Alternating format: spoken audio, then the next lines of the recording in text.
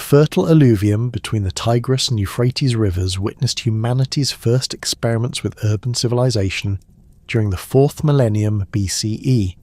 Here, in the southern reaches of what would later become known as Mesopotamia, small agricultural settlements began transforming into complex urban centres that would fundamentally alter the trajectory of human development. The Sumerian peoples, whose origins remain debated among scholars, established the world's earliest city-states around 3500 BCE, creating innovations that would echo through millennia of subsequent civilizations. These early Sumerian settlements emerged from the practical necessities of managing water resources in an arid landscape. The annual flooding of the Tigris and Euphrates deposited rich silt across the plains, but successful agriculture required sophisticated irrigation systems to channel water to fields during dry seasons. Communities organised around these irrigation projects, with labour coordination necessitating increasingly complex social hierarchies. Archaeological evidence from sites like Uruk reveals that by 3200 BCE, these settlements had grown into genuine cities with populations reaching tens of thousands, supported by extensive agricultural hinterlands and specialised craft production. The physical layout of these early Sumerian cities reflected their social organisation. Massive temple complexes, known as ziggurats, dominated the urban landscape, serving simultaneously as religious centres, administrative headquarters, and economic hubs. The White Temple at Uruk, dating to approximately 3200 BCE, stood atop a 40-foot artificial platform, its limestone walls gleaming across the surrounding plains. These structures required coordinated labour from thousands of workers, demonstrating the organisational capacity that Sumerian elites had developed. Around these temple complexes, residential quarters housed artisans, merchants and farmers, while workshops produced pottery, textiles and metal goods that would be traded across vast distances. Sumerian innovations in governance established precedents that would influence all subsequent Mesopotamian civilizations. The institution of kingship, initially emerging from military leadership during conflicts between cities, gradually became hereditary and divinely sanctioned. Kings claimed authority through their relationship with patron deities, establishing the concept of divine mandate that would characterize Near Eastern rulership for millennia. The earliest known historical ruler, Enmebaragasi of Kish, appears in both archaeological records and later literary sources around 2700 BCE, illustrating how Sumerian political traditions bridged historical reality and mythological narrative. The development of cuneiform writing around 3200 BCE represented perhaps the most significant Sumerian contribution to human civilization, initially consisting of pictographic symbols pressed into clay tablets using reed styluses. This writing system evolved rapidly to accommodate the complex administrative needs of urban societies. Early tablets from Uruk record economic transactions, temple inventories, and land distributions, revealing how writing emerged as a tool for managing increasingly sophisticated economic relationships. The wedge-shaped marks that gave cuneiform its name allowed scribes to represent not only concrete objects, but abstract concepts, transforming human communication and record-keeping. The administrative applications of cuneiform writing enabled unprecedented levels of bureaucratic control. Temple archives from the early dynastic period contain thousands of tablets documenting grain distributions, livestock counts, and craft production quotas. These records reveal complex economic systems where temple institutions managed vast agricultural estates, coordinated seasonal labour, and maintained trade relationships extending from the Persian Gulf to Anatolia. Scribes, trained in specialised schools attached to temples, formed a professional class whose literacy provided them with significant social status and political influence. Religious practices in Sumerian society became increasingly codified through written texts, establishing theological concepts that would persist throughout Mesopotamian history. Creation myths, hymns to deities, and ritual instructions preserved on cuneiform tablets reveal a sophisticated cosmology where gods actively participated in human affairs. The Epic of Gilgamesh, though reaching its final form much later, originated in Sumerian oral traditions and demonstrates how writing preserved and transmitted cultural narratives across generations. These literary works established archetypal themes of heroism, divine justice, and human mortality that would influence Near Eastern literature for centuries. During the late 4th and early 3rd millennia BCE, Semitic-speaking peoples began migrating into Mesopotamia from the Arabian Peninsula and Levantine regions. These migrations occurred gradually over several centuries, with Semitic groups initially settling in peripheral areas before gradually integrating with existing Sumerian populations. Archaeological evidence suggests that rather than representing violent conquests, these movements involved complex processes of cultural exchange, intermarriage, and gradual assimilation. The Akkadian language, belonging to the East Semitic branch of the Semitic language family, began appearing in cuneiform texts around 2500 BCE. Initially, Akkadian speakers adopted Sumerian writing systems and cultural practices while maintaining their distinct linguistic identity. Bilingual inscriptions from this period reveal how Akkadian and Sumerian languages coexisted, with many individuals functioning effectively in both linguistic communities. Personal names recorded in administrative documents show mixed Sumerian-Akkadian heritage, indicating extensive intermarriage between these populations. This cultural integration produced a distinctive Mesopotamian civilization that combined Sumerian institutional innovations with Semitic linguistic and cultural elements. Akkadian speakers adopted Sumerian religious practices while introducing their own deities and mythological traditions. The god Marduk, who would later become central to Babylonian religion, appears to have Semitic origins but was integrated into the existing Sumerian pantheon. Similarly, Akkadian legal concepts influenced Sumerian judicial practices, creating hybrid legal traditions that would characterize Mesopotamian law codes. The political landscape of early dynastic Mesopotamia between approximately 2900 and 2334 BCE was characterized by intense competition between independent city-states, each controlling surrounding agricultural territories and maintaining distinct political identities. These city-states operated as sovereign entities, governed by kings who claimed divine sanction from patron deities while competing for regional dominance through warfare, diplomacy, and economic manipulation. Uruk emerged as one of the most powerful early city-states, controlling extensive irrigation networks along the Euphrates River and maintaining trade connections reaching from the Indus Valley to Anatolia. The city's massive walls, described in later literary sources as stretching for miles around the urban centre, protected a population that may have exceeded 50,000 inhabitants during its peak. Uruk's rulers, including the legendary Gilgamesh, established diplomatic and military relationships with distant regions, spreading Mesopotamian cultural influences across the Near East.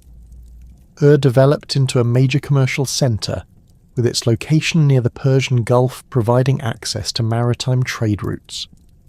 Archaeological excavations at the Royal Cemetery of have revealed extraordinary wealth accumulated through long-distance trade, including gold jewellery from Anatolia, lapis lazuli from Afghanistan, and carnelian beads from the Indus Valley. The elaborate burial practices documented at including the sacrifice of royal retainers, demonstrate the extreme social stratification that characterized early dynastic society. Kish occupied a strategic position in northern Babylonia, controlling trade routes between the northern and southern regions of Mesopotamia. The city's rulers claimed the title King of Kish, which became synonymous with hegemony over multiple city-states. This title would later be adopted by Akkadian rulers, illustrating the continuity between early dynastic political traditions and later imperial structures. Intercity warfare during the early dynastic period involved sophisticated military technologies and tactics that would influence Mesopotamian warfare for centuries. Archaeological evidence reveals the development of bronze weapons, horse-drawn chariots, and organised infantry formations. The Standard of Ur, dating to approximately 2600 BCE, depicts Sumerian soldiers wearing leather helmets and carrying copper-tipped spears, advancing in disciplined formations against enemy forces. These military innovations required significant resources and coordination, contributing to the centralization of political authority within city-states. Trade networks during this period extended across vast distances, connecting Mesopotamian city-states with civilizations in the Indus Valley, Central Asia, Anatolia, and the Levant. Mesopotamian merchants established trading posts in distant regions, spreading not only goods but also cultural practices, technological innovations, and administrative techniques. Cuneiform tablets from Kanesh in Anatolia document Mesopotamian merchant communities operating sophisticated credit systems and maintaining regular correspondence with home cities, demonstrating the complexity of these commercial relationships. The wealth generated through long-distance trade enabled Mesopotamian city-states to support increasingly elaborate court cultures, monumental architecture, and specialized craft production. Royal workshops produced luxury goods including decorated weapons, jewelry, and ceremonial objects that displayed the power and sophistication of ruling elites. These material displays of wealth served important political functions, legitimizing royal authority and facilitating diplomatic relationships between city-states. Agricultural intensification during the early dynastic period supported growing urban populations while generating surpluses that funded military campaigns, monumental construction, and long-distance trade. Sophisticated irrigation systems, including canals, levees, and storage reservoirs, enabled farmers to cultivate extensive areas of previously marginal land. Administrative texts reveal complex systems for managing water rights, coordinating seasonal labour, and distributing agricultural products, indicating the high level of bureaucratic sophistication achieved by Sumerian city-states. The social structures that emerged during this period established patterns that would characterize Mesopotamian civilization throughout its history.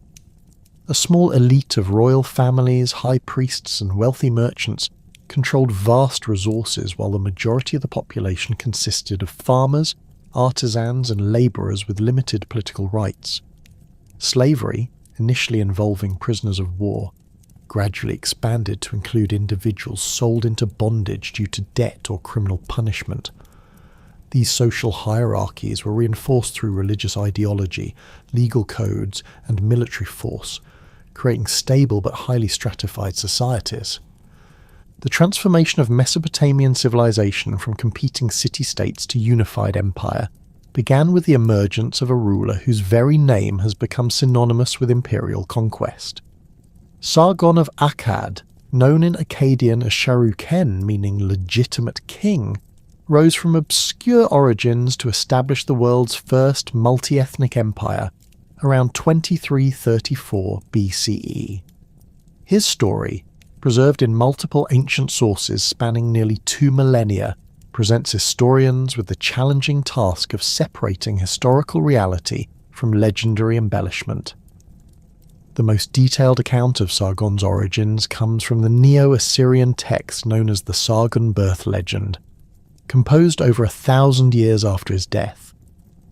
According to this narrative, Sargon was born to a priestess who, forbidden from bearing children, placed her infant son in a reed basket sealed with bitumen and set him adrift on the Euphrates River.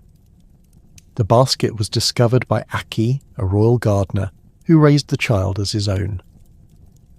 This tale bears striking similarities to later birth legends of Moses and other heroic figures, suggesting that it may represent a literary topos rather than historical fact. Archaeological evidence provides a more prosaic but historically grounded perspective on Sargon's early career. Cuneiform tablets from the period indicate that he initially served as a cupbearer to Urzababa, king of Kish, a position that would have granted him access to royal councils and military planning. The role of cupbearer in ancient Mesopotamian courts involved far more than serving beverages. These officials often functioned as trusted advisors, intelligence gatherers, and sometimes military commanders. Contemporary administrative texts suggest that Sargon demonstrated exceptional organizational abilities and military acumen during his service at Kish, gradually accumulating a personal following among soldiers and administrators. The political situation in Mesopotamia during the mid-24th century BCE created conditions favourable for ambitious military leaders. Lugal-Zaggisi of Umma had recently conquered Uruk and claimed dominion over much of southern Mesopotamia, but his control remained tenuous. The Sumerian city-states chafed under foreign rule, while northern Mesopotamian regions remained largely independent. This fragmented political landscape provided opportunities for skilled commanders to exploit local grievances and build coalitions against established powers. Sargon's break with Urzababa appears to have occurred around 2340 BCE, though the exact circumstances remain unclear. Later Akkadian sources claim that Urzababa became jealous of his cupbearer's growing influence and attempted to have him killed, prompting Sargon's flight and subsequent rebellion. More likely, Sargon recognized that the aging king of Kish lacked the vision and resources necessary for major territorial expansion, leading him to establish an independent power base in the region that would become known as Akkad. The location of Akkad itself represents one of archaeology's most persistent mysteries. Despite extensive excavations throughout central Mesopotamia, the precise site of Sargon's capital remains unidentified. Textual evidence suggests that Akkad was situated along the Euphrates River, north of the traditional Sumerian heartland, but south of later Assyrian territories. This strategic positioning would have allowed control over trade routes connecting the resource-rich northern regions with the agricultural wealth of southern Mesopotamia.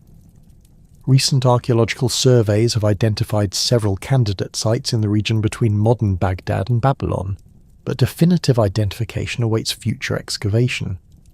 The establishment of Akkad as an imperial capital marked a fundamental departure from traditional Mesopotamian urban planning.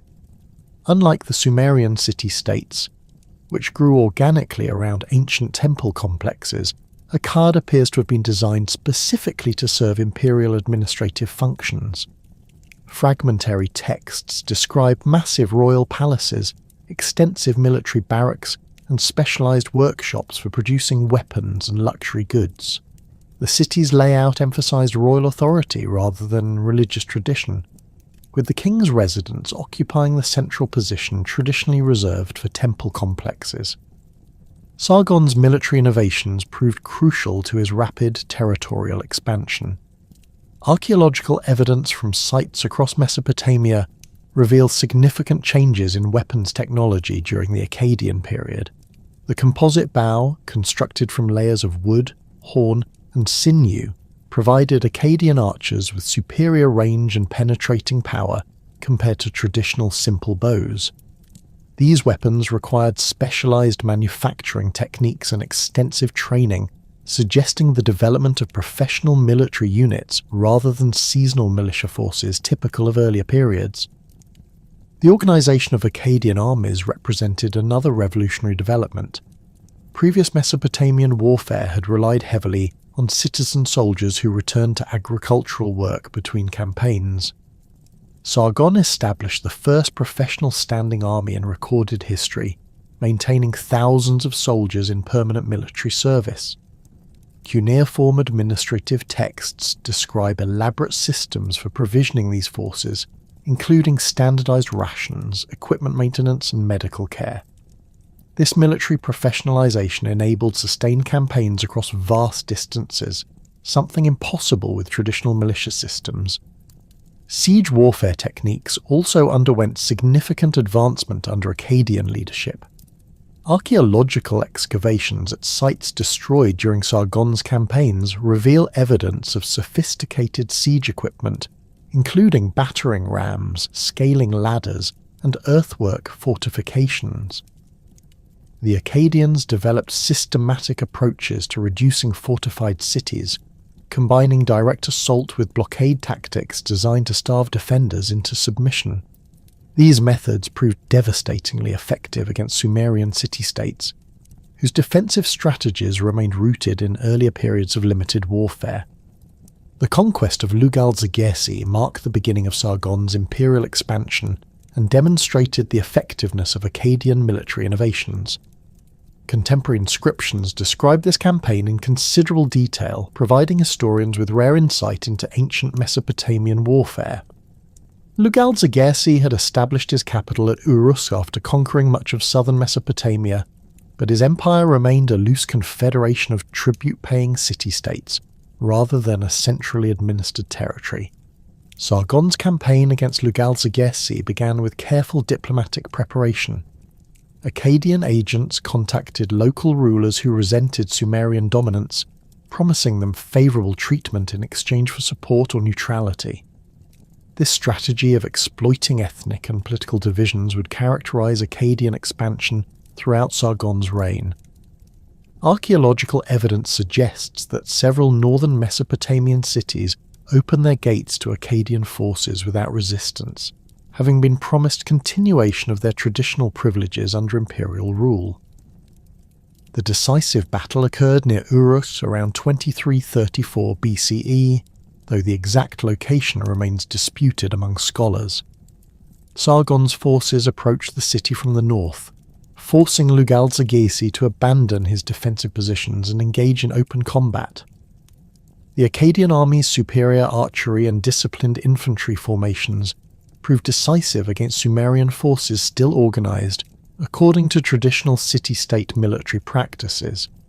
Composite bows allowed Akkadian archers to maintain effective fire at ranges where Sumerian simple bows proved ineffective, while professional soldiers maintained formation discipline under pressure that broke militia units. Lugal-Zagersi's capture marked the symbolic end of Sumerian political independence. Akkadian inscriptions describe how the defeated king was brought before Sargon in neck stocks, then transported to Nippur where he was forced to perform ritual submission before the god Enlil. This ceremony served both practical and symbolic functions, demonstrating Akkadian victory to potential resistors while claiming divine sanction for the new imperial order. The ritual also illustrated Sargon's sophisticated understanding of Mesopotamian political culture, as submission at Nippur carried particular significance due to the city's religious importance. Following Lugal-Zagersi's defeat, Sargon systematically conquered the remaining Sumerian city-states. Each campaign demonstrated increasing sophistication in imperial administration as well as military technique. Rather than simply destroying conquered cities, Sargon implemented policies designed to integrate Sumerian territories into a unified administrative system. Local rulers who submitted voluntarily were often confirmed in their positions as imperial governors, while those who resisted faced replacement by Akkadian appointees. The Siege of Ur exemplified Akkadian military capabilities and imperial policies. The city's massive walls and strategic location near the Persian Gulf made direct assault extremely costly, prompting Sargon to employ comprehensive blockade tactics.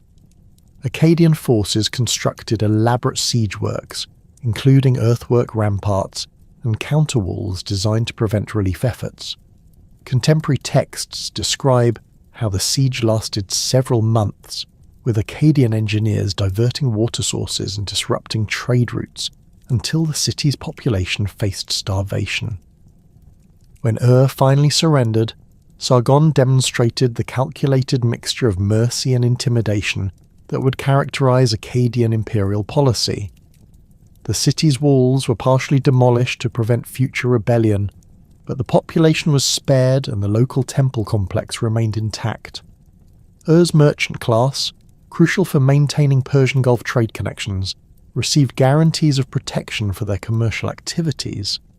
These policies reflected Sargon's understanding that successful empire required economic prosperity as well as military dominance. The conquest of southern Mesopotamia established Akkadian control over the region's extensive irrigation systems, agricultural surpluses, and trade networks.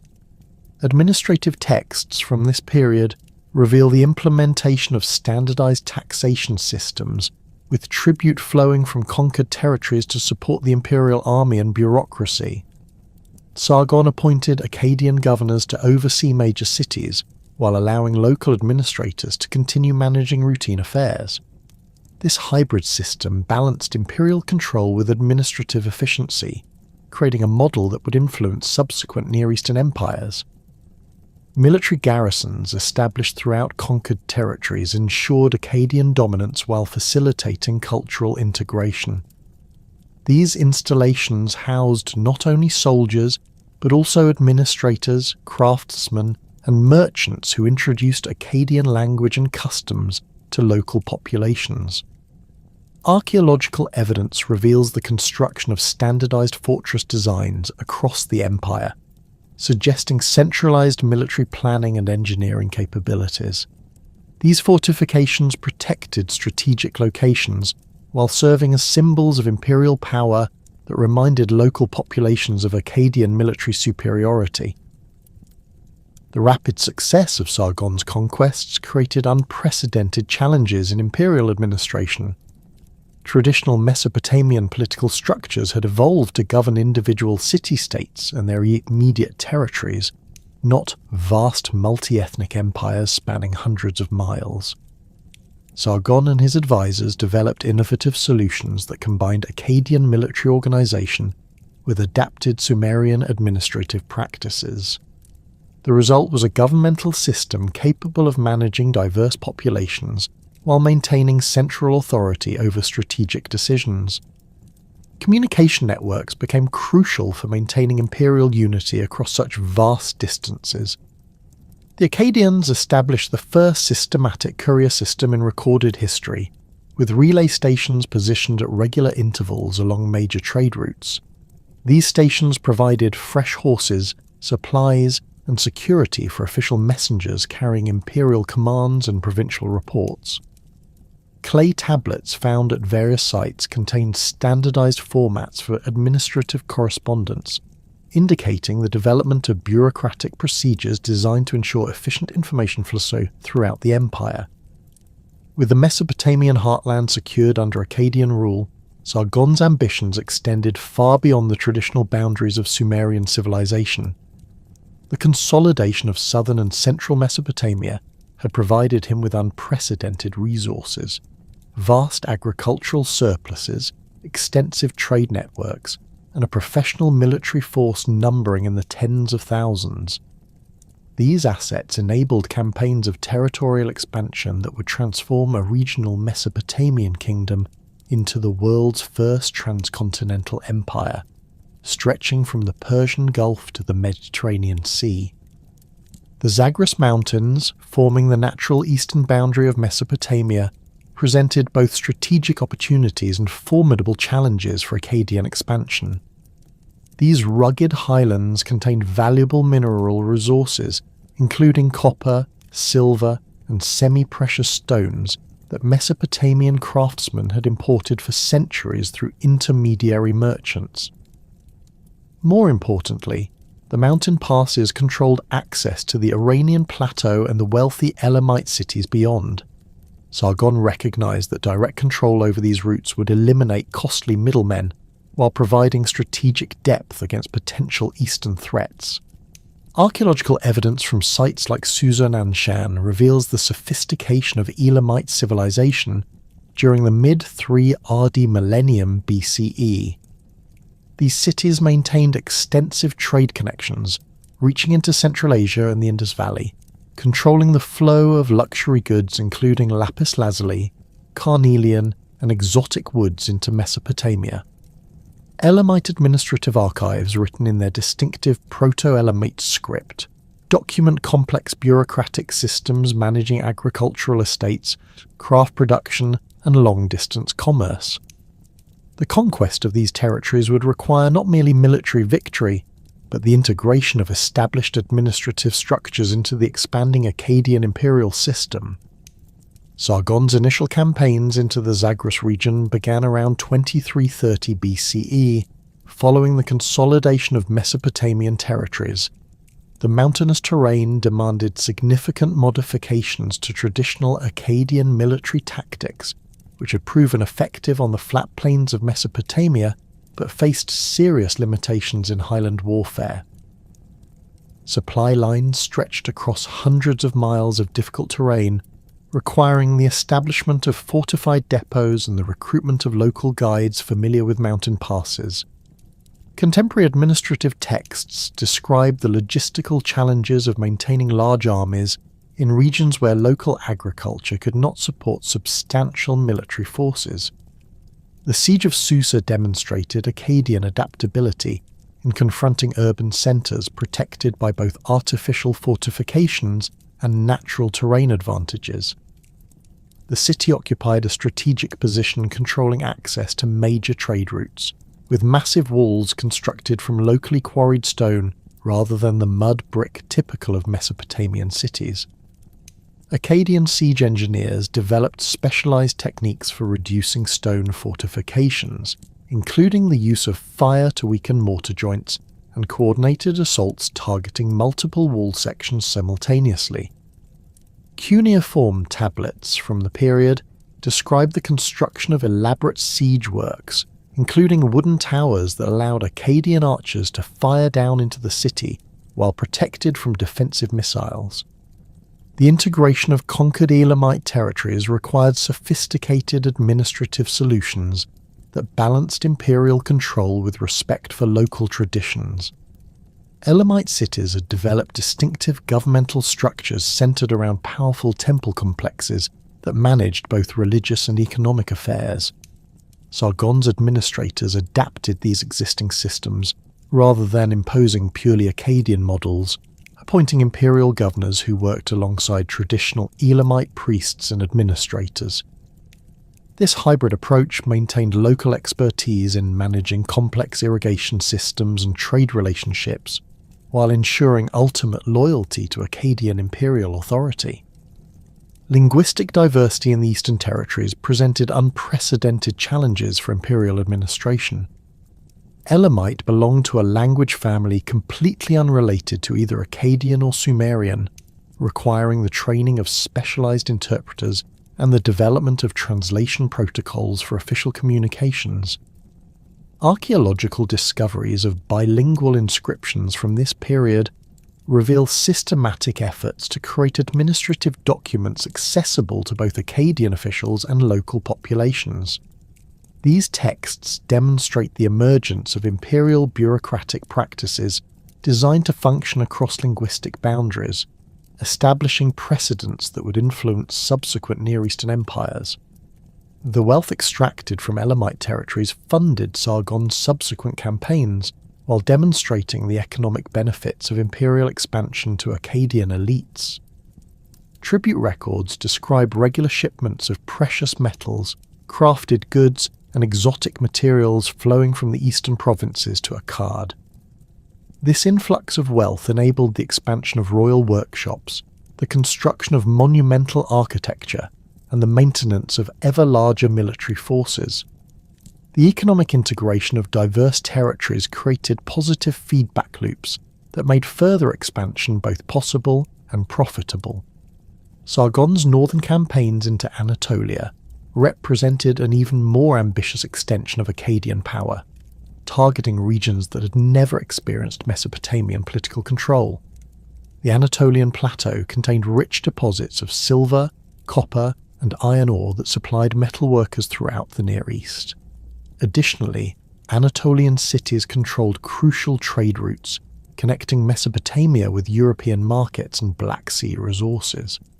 The conquest of these territories would provide the Akkadian Empire with direct access to metal resources while eliminating the substantial costs of long-distance trade through independent intermediaries.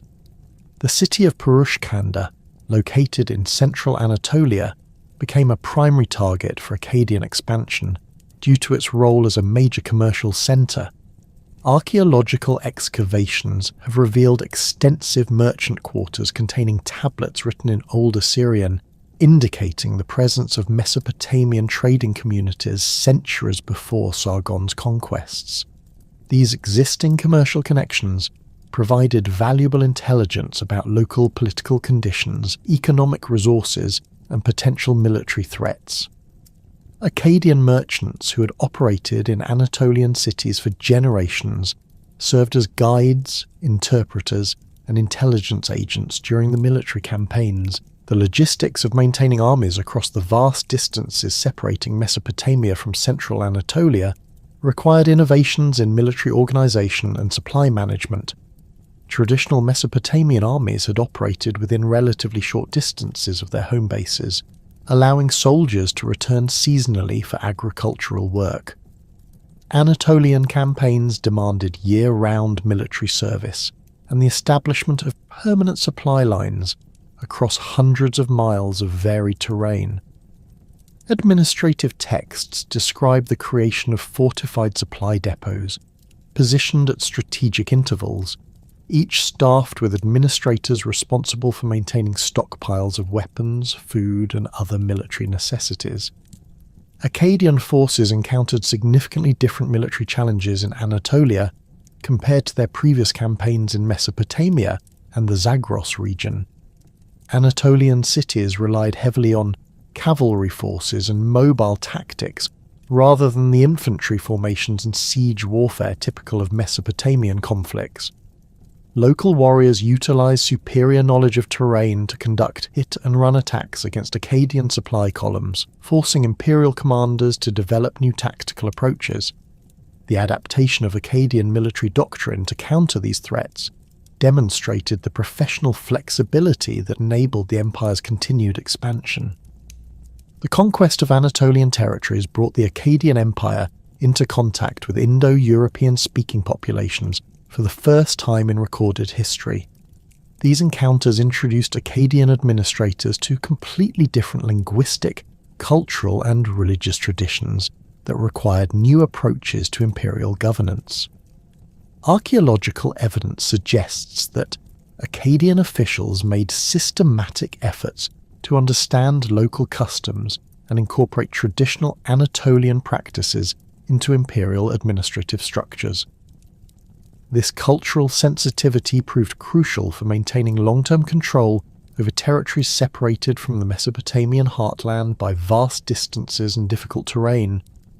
The Western campaigns that brought Akkadian forces to the Mediterranean coast represented the culmination of Sargon's territorial expansion and the creation of the world's first transcontinental empire. The Levantine region contained wealthy commercial cities that controlled maritime trade routes, connecting Mesopotamia with Egypt, Cyprus, and the broader Mediterranean world. The conquest of these territories would provide the Akkadian Empire with access to cedarwood, purple dye, and other luxury goods, while establishing direct diplomatic relationships with major regional powers. The Siege of Ebla, located in northern Syria, demonstrated the full extent of Akkadian military capabilities and imperial ambitions. This wealthy city controlled extensive territories and maintained diplomatic relationships with powers throughout the ancient Near East. The Ebla archives, discovered by archaeologists in the 1970s, contain thousands of cuneiform tablets documenting the city's extensive commercial and diplomatic activities during the period immediately preceding Sargon's conquest. These texts reveal a sophisticated urban civilization with complex governmental structures, international trade relationships, and cultural achievements that rivaled contemporary Mesopotamian cities. Akkadian forces approaching Ebla faced defensive preparations that reflected the city's awareness of imperial expansion from the east. The inhabitants had strengthened existing fortifications stockpiled supplies for extended siege warfare, and negotiated military alliances with neighbouring cities. Contemporary texts describe how Ebla's rulers attempted to organise regional resistance to Akkadian expansion, recognising that imperial conquest would fundamentally alter the existing balance of power in the Levant. These defensive measures forced Sargon's commanders to employ their most sophisticated siege techniques and maintain large armies in the field for extended periods. The administrative integration of Levantine territories required the most complex governmental solutions yet developed by Akkadian imperial administrators. These regions contain populations speaking various Semitic languages related to but distinct from Akkadian, along with Hurrian and other non-Semitic groups. Religious traditions varied significantly between cities, with local deities and cult practices that had little connection to Mesopotamian religious systems. The successful integration of such diverse territories demanded administrative flexibility and cultural sensitivity that pushed imperial governmental structures to their limits. The establishment of Akkadian garrisons throughout conquered territories served multiple functions beyond simple military control. These installations became centres for cultural exchange, economic integration, and administrative coordination that gradually transformed the character of imperial territories. Archaeological excavations at sites like Tel Brak in northern Mesopotamia have revealed extensive Akkadian military and administrative complexes that house not only soldiers but also craftsmen, merchants and bureaucrats who introduced imperial practices to local populations. Tel Brak, strategically positioned along major trade routes connecting Mesopotamia with Anatolia and the Levant, became one of the most important Akkadian garrison cities. Excavations have uncovered massive administrative buildings containing thousands of cuneiform tablets, documenting imperial governmental activities.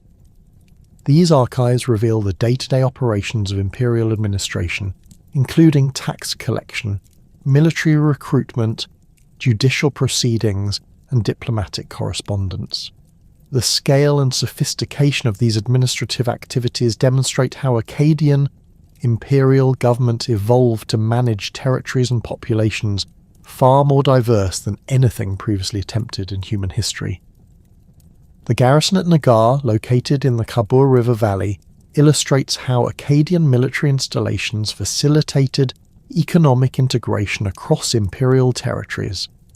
Archaeological evidence reveals extensive workshops producing standardized pottery, metalwork, and textiles according to imperial specifications. These products were distributed throughout the empire, creating common material cultures that transcended local ethnic and linguistic boundaries.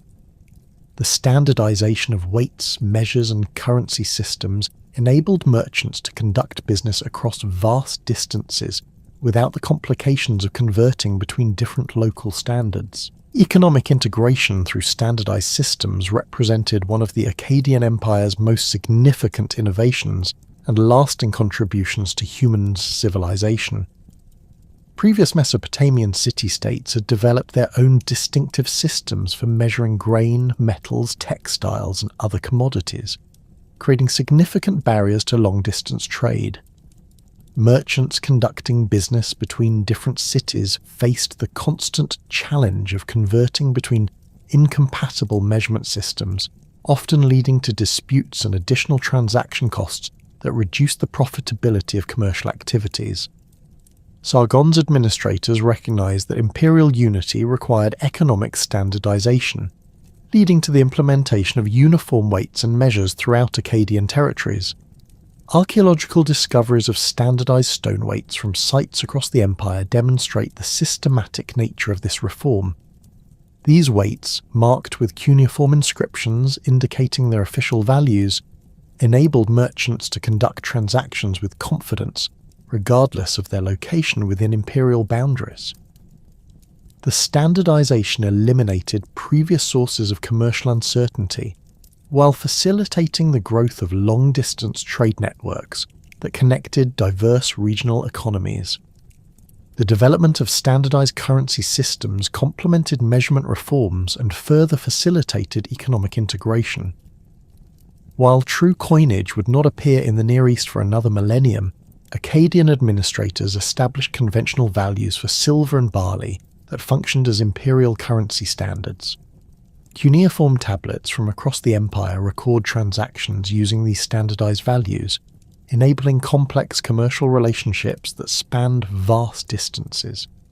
The ability to conduct business using universally recognized standards reduced transaction costs while encouraging economic specialization and regional trade.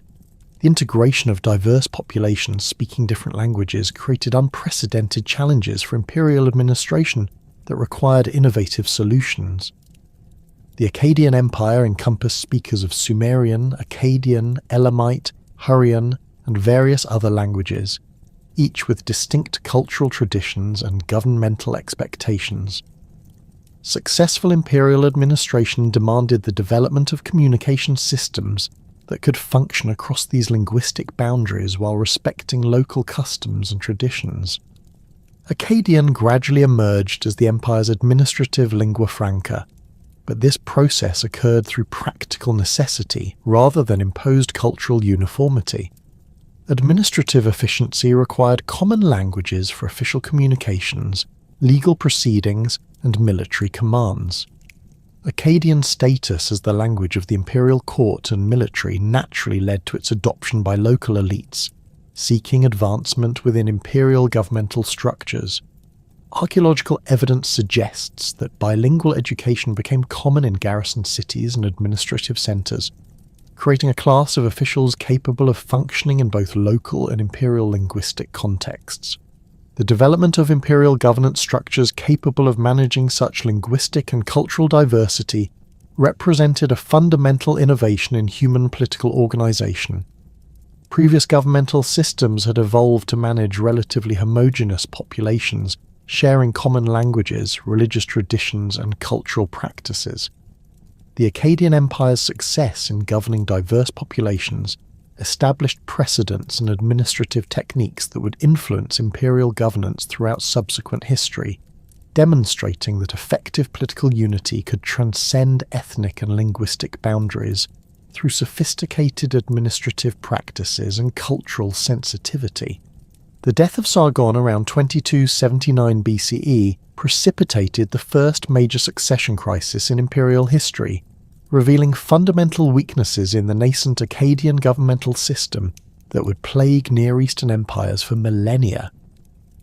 Unlike the established hereditary monarchies of individual city-states, where succession protocols had evolved over centuries of political development, the Akkadian Empire lacked institutional mechanisms for managing imperial transitions. Sargon's vast conquests had created an unprecedented political entity, but the administrative structures necessary for stable succession remained underdeveloped when the great conqueror died after ruling for 56 years.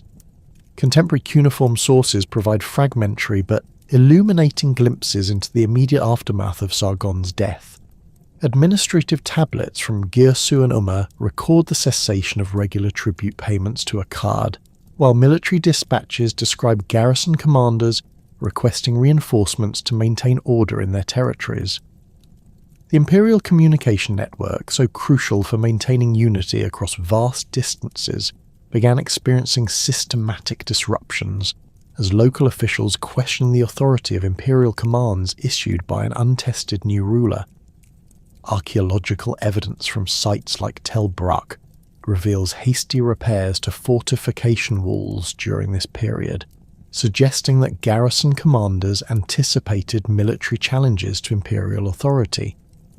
Rimush, Sargon's son and designated successor, faced immediate challenges that tested both his personal capabilities and the resilience of imperial institutions. The young king inherited an empire that stretched from the Zagros Mountains to the Mediterranean coast, encompassing dozens of conquered cities and numerous ethnic groups with limited loyalty to Akkadian rule.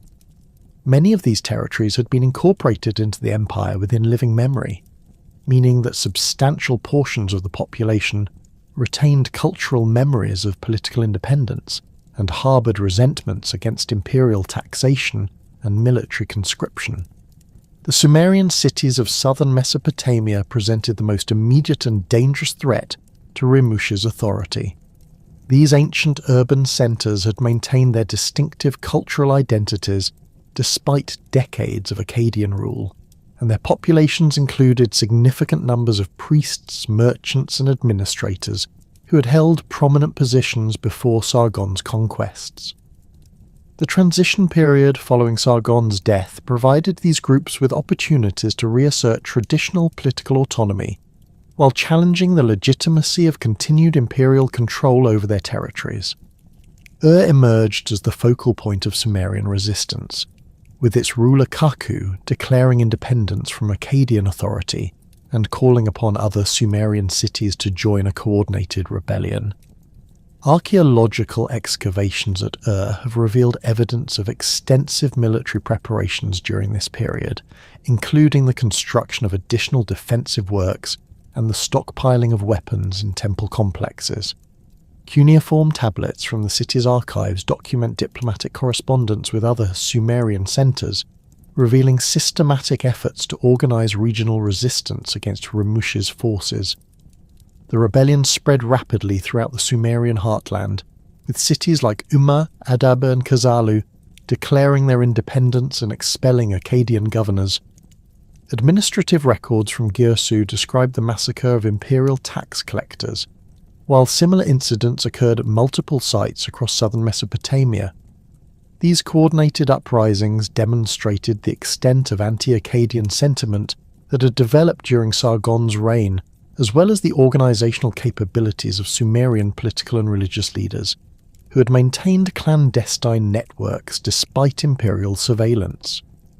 Rimush's response to these revolts revealed both the strengths and limitations of the imperial military system he had inherited from his father.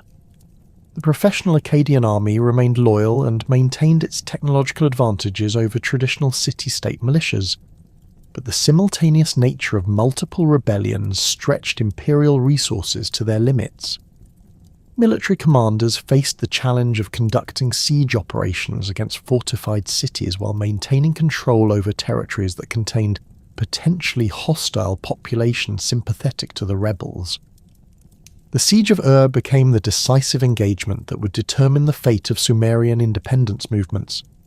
Rimush personally commanded the imperial forces, recognizing that failure to suppress the rebellion would likely trigger additional uprisings throughout the empire. Contemporary military records describe the deployment of the full range of Akkadian siege techniques, including the construction of massive earthwork ramps designed to overtop the city's ancient walls. Engineers diverted water sources and established comprehensive blockades that prevented the delivery of supplies to the besieged population.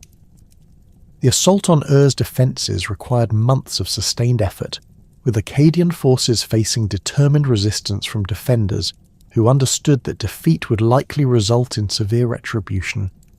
Archaeological evidence from the site reveals extensive fire damage dating to this period, suggesting that the final assault involved the use of incendiary weapons to clear defensive positions. Cuneiform tablets discovered in the destruction layers describe the systematic demolition of sections of the city's walls, indicating that Akkadian engineers had developed sophisticated techniques for reducing even the most formidable fortifications. When finally fell, Rimush implemented a policy of calculated brutality designed to discourage future rebellions throughout the empire. Contemporary inscriptions record that over 8,000 defenders were killed during the final assault, while an additional 5,400 prisoners were executed in the aftermath of the city's capture. The scale of these casualties far exceeded typical Mesopotamian warfare practices, representing a deliberate strategy of intimidation rather than conventional military necessity. Rimush's forces systematically destroyed significant portions of the city's infrastructure, including temples, administrative buildings and residential quarters that had housed the rebellion's leadership. The suppression of Ur's rebellion sent clear messages to other Sumerian cities about the consequences of challenging imperial authority. Archaeological evidence from some sites like Umma and Adab reveals the hasty abandonment of defensive preparations and the resumption of tribute payments to Akkad. Local rulers who had supported the rebellion were removed from power and replaced with Akkadian appointees, while temple complexes that had served as centres of resistance faced confiscation of their properties and reduction of their traditional privileges. The systematic destruction of the rebellious settlements extended beyond to encompass other centres of Sumerian resistance. Kazalu, which had served as a coordination point for rebel communications, faced particularly severe treatment that included the demolition of its walls and the forced relocation of substantial portions of its population. Administrative tablets from the period describe the transfer of skilled craftsmen and administrators from destroyed cities to Akkad and other loyal centres, representing an early example of the population transfers that would become common practices in later Near Eastern empires. These harsh suppression measures achieved their immediate objective of ending Sumerian resistance, but they also created long-term problems for imperial administration. The destruction of established urban centres disrupted economic networks that had contributed significantly to imperial revenues, while the elimination of experienced local administrators created gaps in governmental capabilities that proved difficult to fill. Archaeological surveys of southern Mesopotamia reveal significant population decline during Ramush's reign, suggesting that the brutal suppression of revolts had damaged the region's economic foundations. The transition from Ramush to his brother Manishtushu around 2270 BCE occurred under circumstances that remain partially obscured by incomplete historical records, though contemporary sources suggest that Ramush's death resulted from a palace conspiracy rather than natural causes. Administrative tablets from Akkad describe unusual security measures implemented during the final months of Ramush's reign, including restrictions on access to the royal palace and the assignment of additional guards to protect key officials. These precautions indicate awareness of internal threats, though they ultimately proved insufficient to prevent the king's assassination. Manishtushu inherited an empire that had survived its first major succession crisis, but faced ongoing challenges related to administrative efficiency, economic recovery, and military security.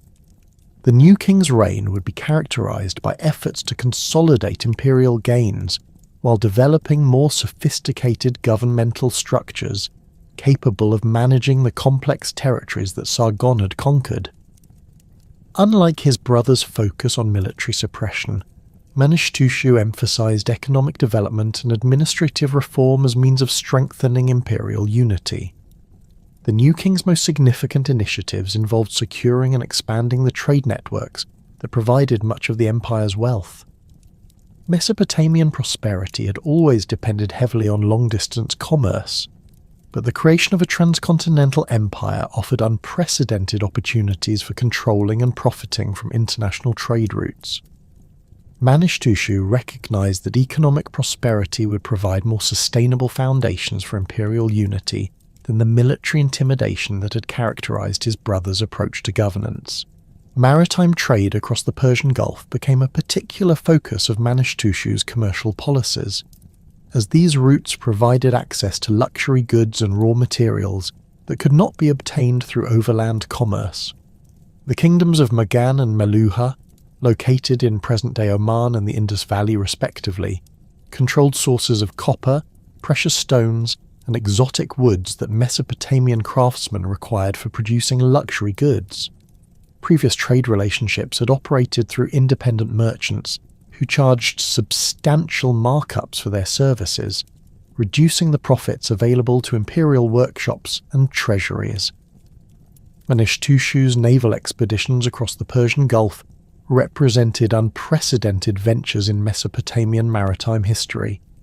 Traditional Mesopotamian vessels had been designed for river navigation rather than open sea voyages, requiring significant technological innovations to enable long-distance maritime commerce.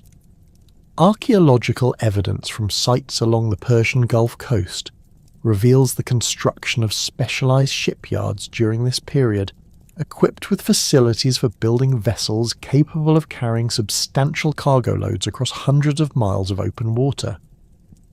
The development of Akkadian naval capabilities required expertise that did not exist within traditional Mesopotamian technological traditions.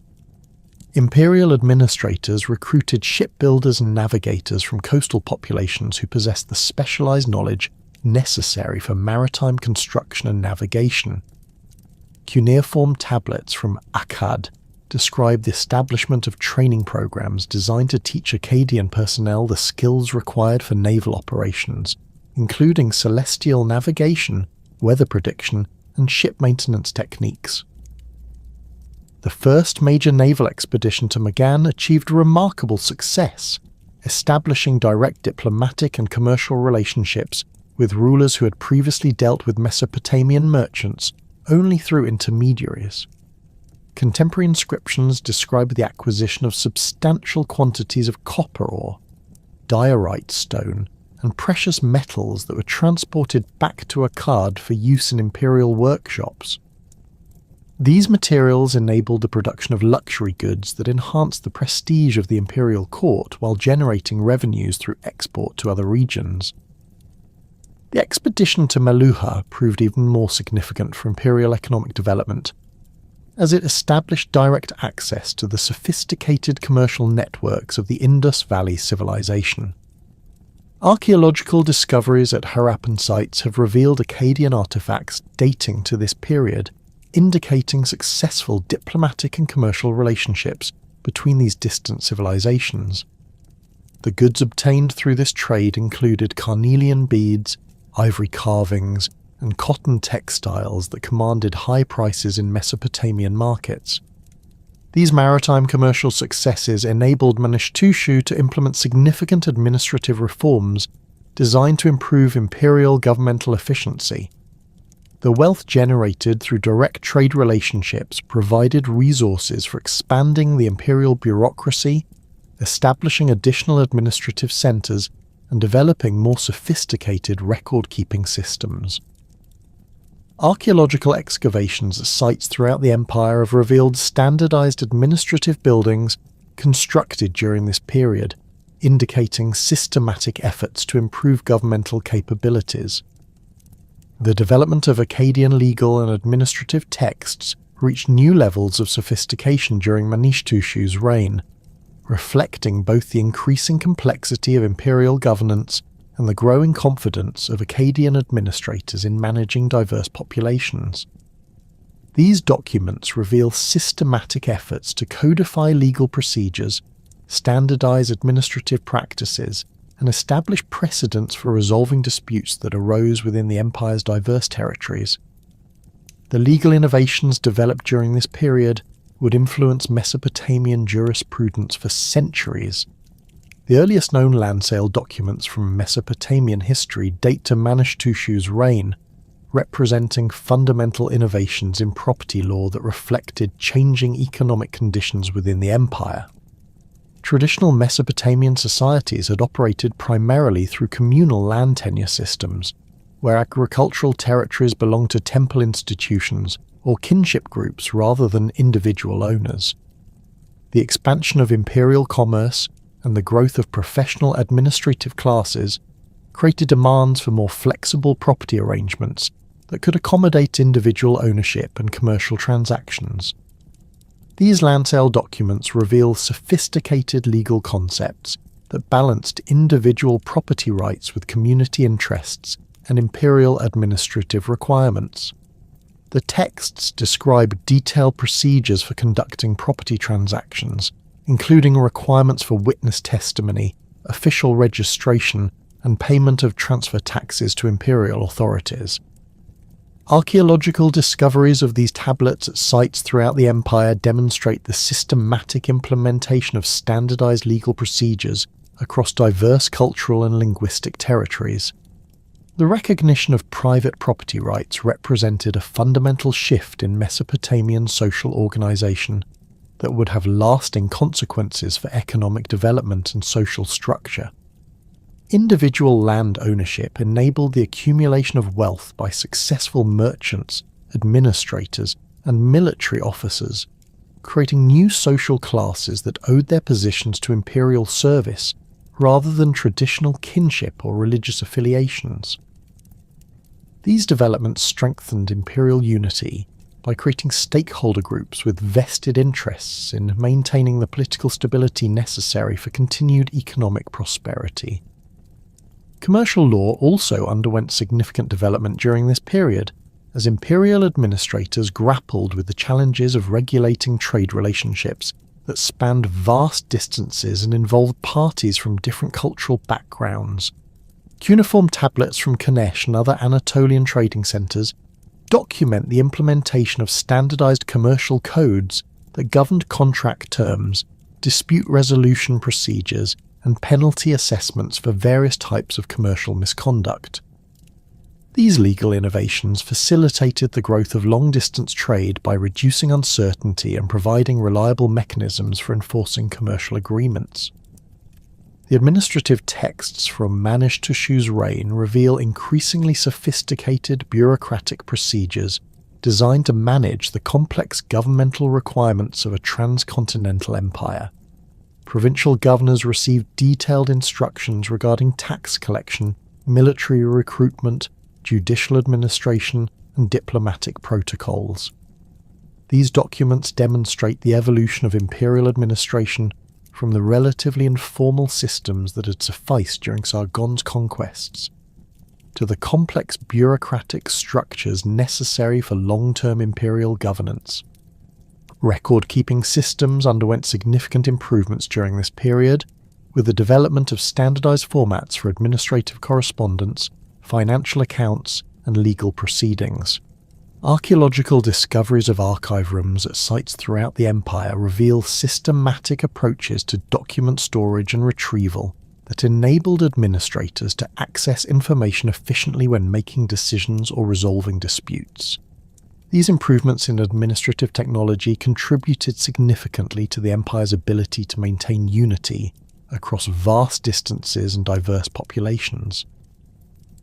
Despite these administrative and economic achievements, Manish-Tushu's reign was plagued by the same internal security problems that had afflicted his brother. The concentration of power within the imperial court created opportunities for ambitious officials to advance their positions through conspiracy and assassination, rather than demonstrated competence in governmental service. Palace politics became increasingly complex as various factions competed for influence over imperial policy, creating instabilities that threatened the continuity of imperial administration. Contemporary sources provide limited but suggestive evidence regarding the palace conspiracies that ultimately led to Manish-Tushu's assassination around 2255 BCE. Administrative tablets from the final years of his reign describe unusual personnel changes within the royal household, including the dismissal of long-serving officials and the appointment of new administrators whose backgrounds suggest factional loyalties rather than administrative expertise. These changes indicate growing tensions within the imperial court that may have contributed to the king's eventual murder. The assassination of both Rimush and Manish-Tushu within relatively short periods highlighted fundamental weaknesses in early imperial succession systems that would continue to plague Near Eastern empires for centuries. The concentration of ultimate authority within individual rulers created situations where the elimination of a single person could trigger major political crises, while the lack of institutional mechanisms for peaceful succession encouraged ambitious individuals to pursue violent solutions to political competition. These structural problems would require centuries of political evolution to resolve, as subsequent empires gradually developed more sophisticated approaches to managing imperial transitions and maintaining governmental continuity. The ascension of Naram-Sin to the Akkadian throne around 2254 BCE marked not merely another dynastic transition, but the beginning of the most revolutionary and controversial reign in early imperial history. Unlike his predecessors who had ruled as divinely appointed kings, Naram-Sin would fundamentally transform the nature of Mesopotamian kingship by declaring himself a living god, establishing precedents that would echo through millennia of Near Eastern political development. This unprecedented claim to divinity represented far more than royal megalomania. It constituted a calculated response to the persistent succession crises and internal rebellions that had plagued the empire since Sargon's death. Contemporary cuneiform sources reveal that Naram-Sin's assumption of divine status occurred gradually during the early years of his reign, rather than through a single dramatic proclamation.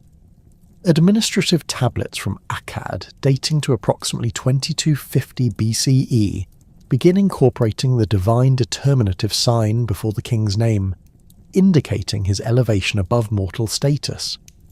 This orthographic change represented a profound theological innovation, as previous Mesopotamian rulers had been considered mortal intermediaries between gods and humans, not divine beings themselves. The implications of this transformation extended far beyond ceremonial protocol, fundamentally altering relationships between the imperial court, provincial administrators, and subject populations throughout the empire. The religious establishment's response to Naram-Sin's divine claims created complex political dynamics that required careful management to avoid triggering widespread opposition. Traditional Mesopotamian theology had maintained strict hierarchical distinctions between divine and mortal realms, with established priesthoods serving as intermediaries who interpreted divine will for human rulers. Naram-Sin's assertion of personal divinity threatened these traditional arrangements by eliminating the need for priestly mediation, potentially reducing the political influence and economic privileges that temple institutions had enjoyed for centuries. Archaeological evidence from major temple complexes throughout the empire reveals systematic efforts to integrate imperial cult practices with existing religious traditions during this period. Excavations at Nippur, the most sacred city in the Mesopotamian religious hierarchy, have uncovered inscriptions describing Naram-Sin as the beloved son of the god Enlil, effectively incorporating the deified king into the established pantheon rather than replacing traditional deities. This theological compromise allowed existing priesthoods to maintain their positions while acknowledging imperial divine authority, creating hybrid religious systems that balanced innovation with continuity. The practical implications of divine kingship extended throughout imperial administrative structures, requiring modifications to legal procedures, diplomatic protocols, and military command relationships. Court officials developed elaborate ceremonial practices that emphasized the king's divine nature, while maintaining the functional efficiency necessary for governing a transcontinental empire. Cuneiform tablets from provincial archives describe new oath formulas that required officials to swear loyalty not merely to the imperial government, but to the divine person of Naram-Sin himself, creating more personal and theoretically unbreakable bonds of allegiance. Diplomatic correspondence from this period reveals how Naram-Sin's divine status affected relationships with foreign rulers who maintained traditional concepts of mortal kingship. Letters exchanged with Elamite and Anatolian rulers demonstrate the challenges of conducting international relations, when one party claimed divine authority, while others operated within conventional political frameworks. Some foreign courts appear to have accepted Akkadian divine kingship claims as internal Mesopotamian religious practices without theological implications for their own territories, while others viewed these assertions with suspicion or outright hostility. The military implications of divine kingship proved particularly significant during the major campaigns that characterized Naram-Sin's reign. Soldiers fighting under a divine commander could be convinced that their cause enjoyed supernatural support, potentially improving morale and combat effectiveness during difficult operations. Contemporary military dispatches describe troops referring to their king as the god Naram-Sin, indicating that divine status concepts had penetrated military culture at operational levels. This religious dimension of military service may have contributed to the exceptional loyalty that Akkadian forces demonstrated during the challenging campaigns that defined this period. The first major test of Naram-Sin's divine authority came with the outbreak of what contemporary sources describe as the Great Revolt, a coordinated rebellion involving 9 major Mesopotamian cities that posed the most serious internal threat the empire had yet faced. Unlike the regional Sumerian uprisings that had challenged Rimush, this rebellion encompassed territories throughout the imperial heartland, including cities in northern Mesopotamia that had previously remained loyal to Akkadian rule. The scale and coordination of this revolt suggested systematic planning by opponents who viewed Naram-Sin's divine claims as fundamental violations of traditional Mesopotamian religious and political order. The rebellion began in the city of Kish, whose rulers had maintained complex relationships with Akkadian imperial authority since Sargon's original conquests. Archaeological evidence from the site reveals extensive military preparations during the early years of Naram-Sin's reign, including the construction of additional defensive works and the stockpiling of weapons in temple complexes. Cuneiform tablets discovered in destruction layers describe diplomatic correspondence between rebel leaders, revealing sophisticated efforts to coordinate simultaneous uprisings across multiple provinces that would stretch imperial military resources beyond their capacity for effective response. Sippar emerged as another major centre of rebellion, with its powerful merchant class apparently viewing imperial divine cult requirements as threats to traditional commercial relationships. The city's location along major trade routes connecting northern and southern Mesopotamia made its control crucial for maintaining imperial communications and supply lines. Administrative records from the period describe the disruption of regular tribute payments and the expulsion of imperial tax collectors, indicating that rebel control extended beyond symbolic resistance to practical governance functions. The rebellion spread rapidly to include Kutha, Kazalu, Marad, Akshak, Umma and Ur, creating a coordinated resistance network that encompassed much of the empire's most economically productive territory. Each city contributed different capabilities to the rebel coalition. Ur provided naval expertise and Persian Gulf trade connections. Umma controlled crucial agricultural territories, while northern cities like Sippar and Kish offered strategic positions along major communication routes. This division of responsibilities demonstrated sophisticated strategic planning that took advantage of each city's particular strengths, while creating mutual dependencies that encouraged continued cooperation. Contemporary military records describe the unprecedented challenges that this coordinated rebellion posed for imperial forces. Traditional Akkadian military doctrine had evolved to address sequential campaigns against individual targets, allowing commanders to concentrate overwhelming force against isolated opponents. The simultaneous nature of the Great Revolt required the division of imperial armies among multiple theatres, reducing the force concentrations that had previously ensured rapid victories. Additionally, the rebellion's geographic scope made it impossible to prevent communication and mutual support between rebel centres, allowing coordinated defensive strategies that maximised imperial difficulties.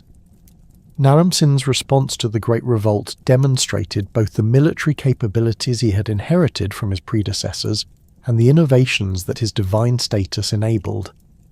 Rather than attempting to suppress all rebel cities simultaneously, imperial strategy focused on isolating and defeating key centres whose capture would disrupt rebel coordination networks.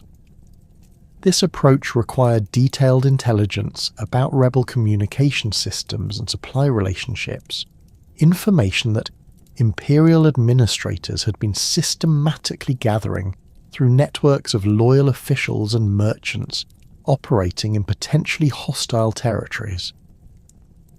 The Siege of Kish became the pivotal engagement that would determine the rebellion's ultimate fate.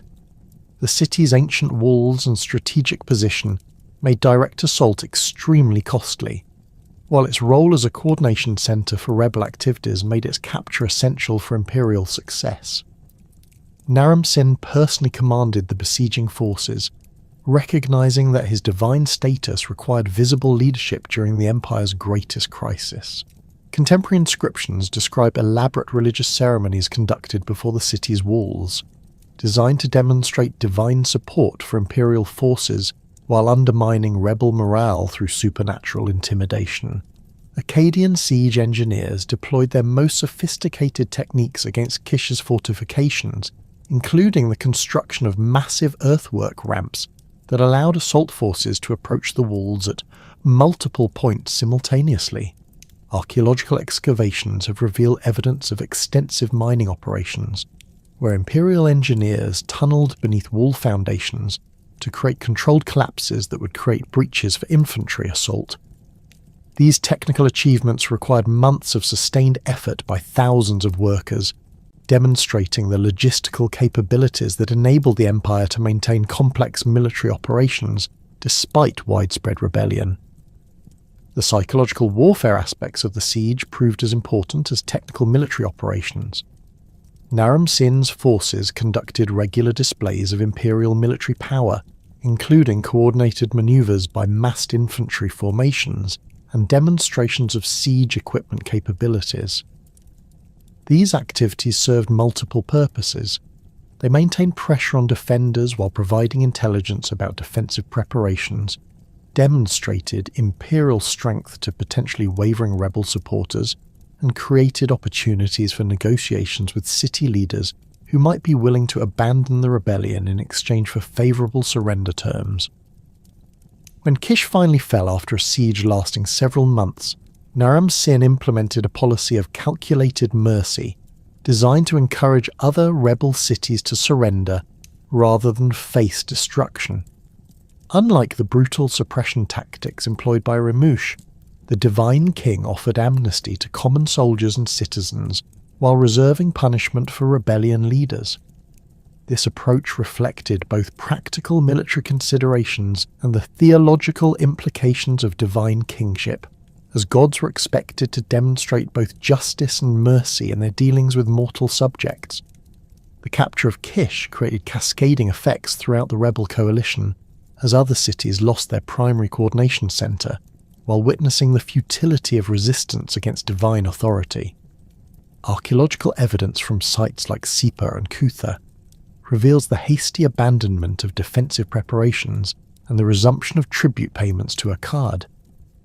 Local rulers who had supported the rebellion were removed from power, but their replacements were often drawn from local populations rather than imposed Akkadian administrators, demonstrating Naram Sin's understanding that effective imperial governance required some accommodation of regional preferences and traditions.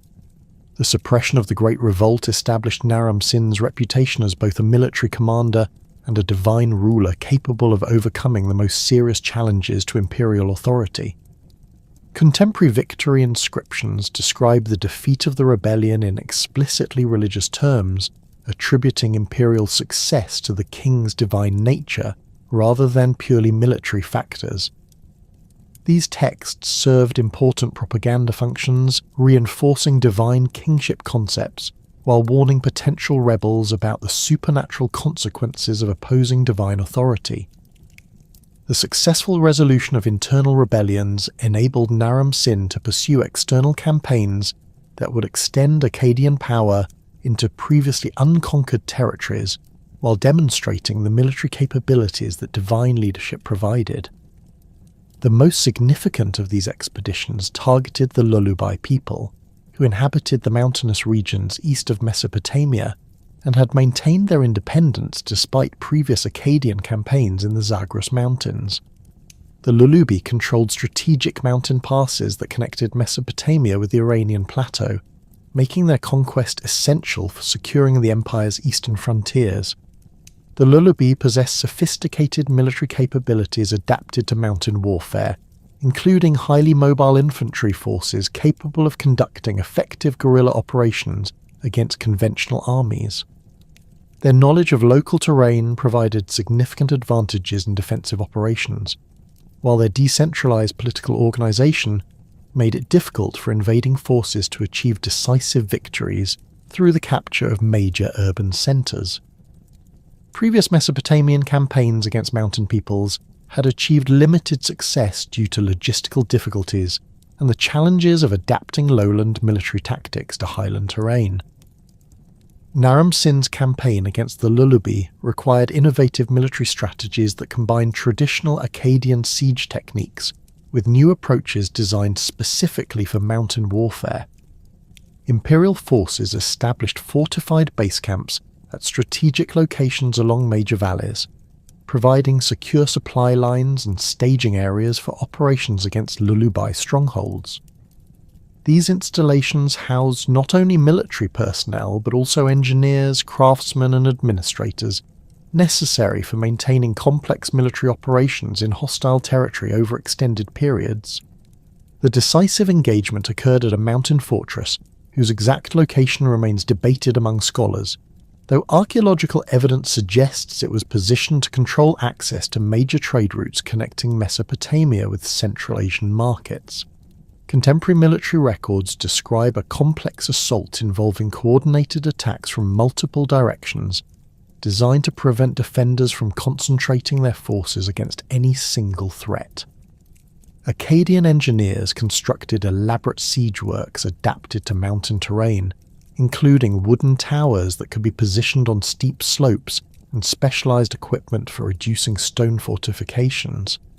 The victory over the lullaby provided Naram-Sin with both practical strategic advantages and powerful propaganda opportunities that reinforced his divine status.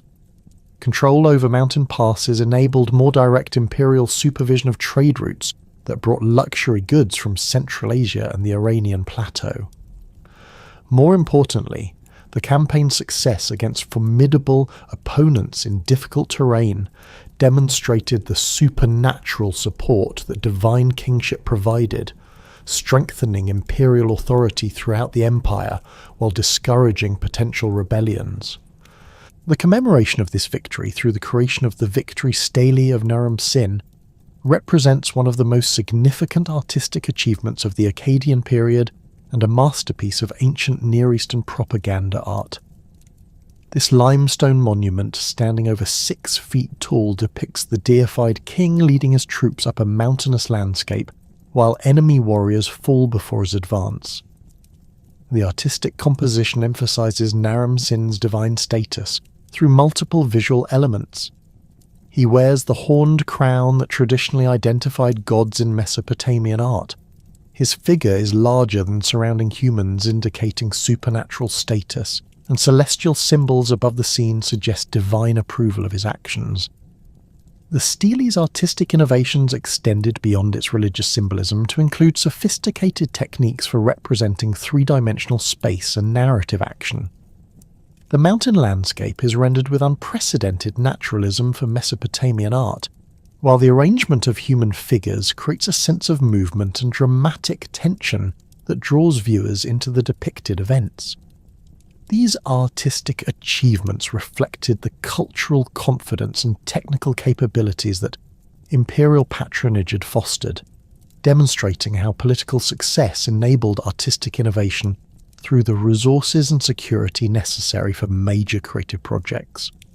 The inscription accompanying the visual narrative employs language that explicitly emphasizes Naram-Sin's divine nature while describing his military achievements. The text refers to the king using divine determinatives and describes his victory in terms that suggest supernatural intervention, rather than purely human military skill.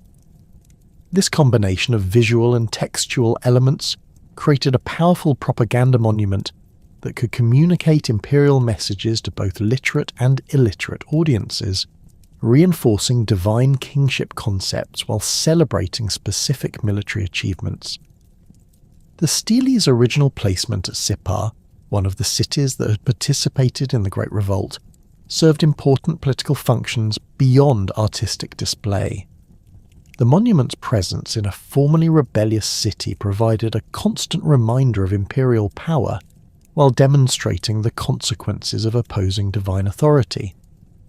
Additionally, Sippar's position along major trade routes ensured that the stele would be viewed by merchants, diplomats and other travellers who would carry news of Akkadian achievements throughout the ancient Near East. The administrative reforms implemented during Naram-Sin's reign reflected both the practical requirements of governing an expanded empire and the theological implications of divine kingship. The appointment of royal daughters as high priestesses at major temples throughout imperial territories represented a particularly significant innovation that combined religious authority with imperial administration. These appointments served multiple functions. They provided direct imperial oversight of wealthy and politically influential temple institutions, created personal bonds between the royal family and regional religious establishments, and demonstrated the divine king's authority over traditional religious hierarchies. The Princess Enheduanna, appointed as High Priestess of the moon god Nanna at Ur, exemplifies the sophisticated integration of imperial administration with religious authority that characterized this period. Archaeological excavations at Ur have revealed extensive temple archives documenting her administrative activities, which included managing vast agricultural estates, supervising craft workshops, and maintaining diplomatic correspondence with religious institutions throughout the empire. Her literary compositions, including hymns to various deities that survive in multiple copies, demonstrate how imperial religious appointments facilitated cultural integration across diverse territories. Similar appointments occurred at temples in Sippar, Babylon, and other major cities, creating networks of imperial religious authority that complemented traditional administrative structures. These priestesses possessed both the royal status necessary for commanding respect from local elites and the religious authority required for managing temple institutions effectively.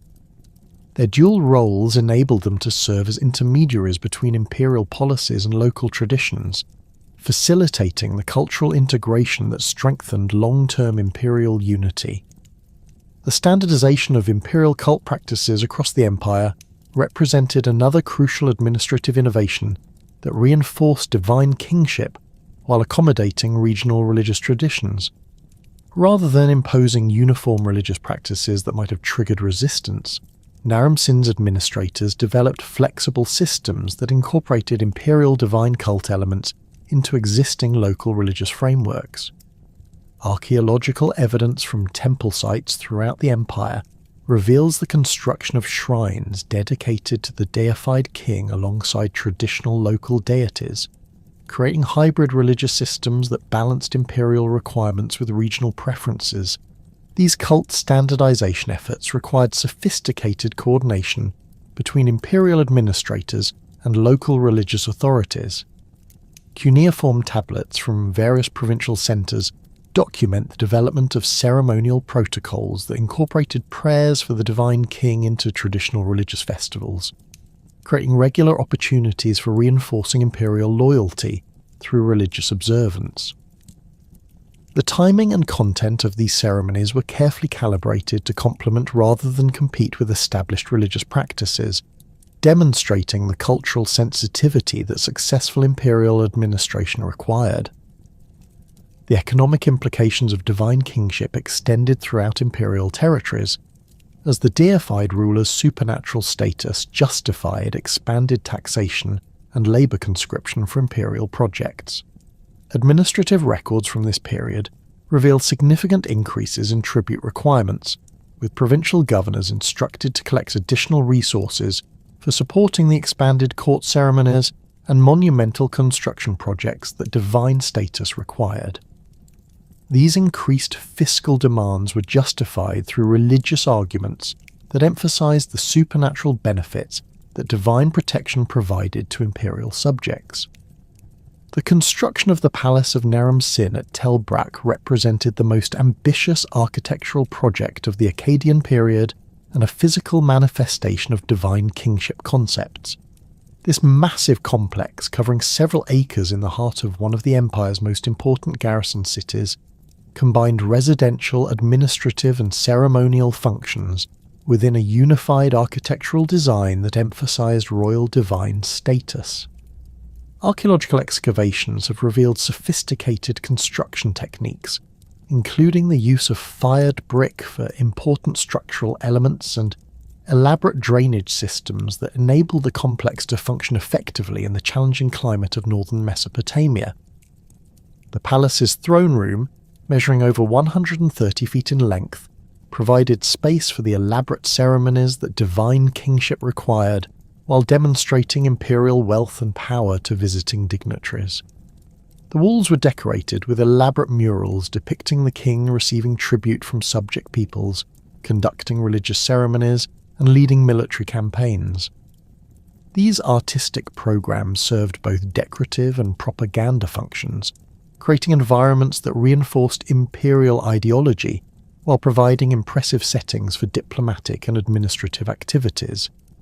The palace complex also housed extensive administrative facilities, including archive rooms containing thousands of cuneiform tablets documenting imperial governmental activities. These archives reveal the day-to-day operations of imperial administration during the height of Akkadian power, providing historians with unprecedented insight into the practical mechanisms through which divine kingship was implemented across vast territories. The standardized formats and procedures documented in these texts demonstrate the bureaucratic sophistication that enabled effective imperial governance despite the challenges of managing diverse populations across enormous distances. The establishment of divine kingship under Naram Sin created unprecedented conditions for cultural exchange and artistic innovation throughout the Akkadian Empire. The deified ruler's supernatural authority legitimized the systematic integration of diverse cultural traditions while providing resources and patronage that enabled remarkable creative achievements. This period witnessed the emergence of a distinctive imperial culture that synthesized Sumerian religious practices, Akkadian linguistic innovations, and artistic traditions from conquered territories into coherent cultural forms that would influence Near Eastern civilization for millennia. The fusion of Sumerian and Akkadian cultures occurred through complex processes that extended far beyond simple political conquest or cultural imposition. Akkadian elites, recognizing the sophisticated achievements of Sumerian civilization, systematically adopted and adapted existing religious practices, literary traditions, and artistic conventions, while introducing their own cultural elements. This synthesis created hybrid cultural forms that maintained the theological sophistication and artistic refinement of Sumerian traditions, while incorporating the imperial ambitions and linguistic innovations that characterized Akkadian civilization.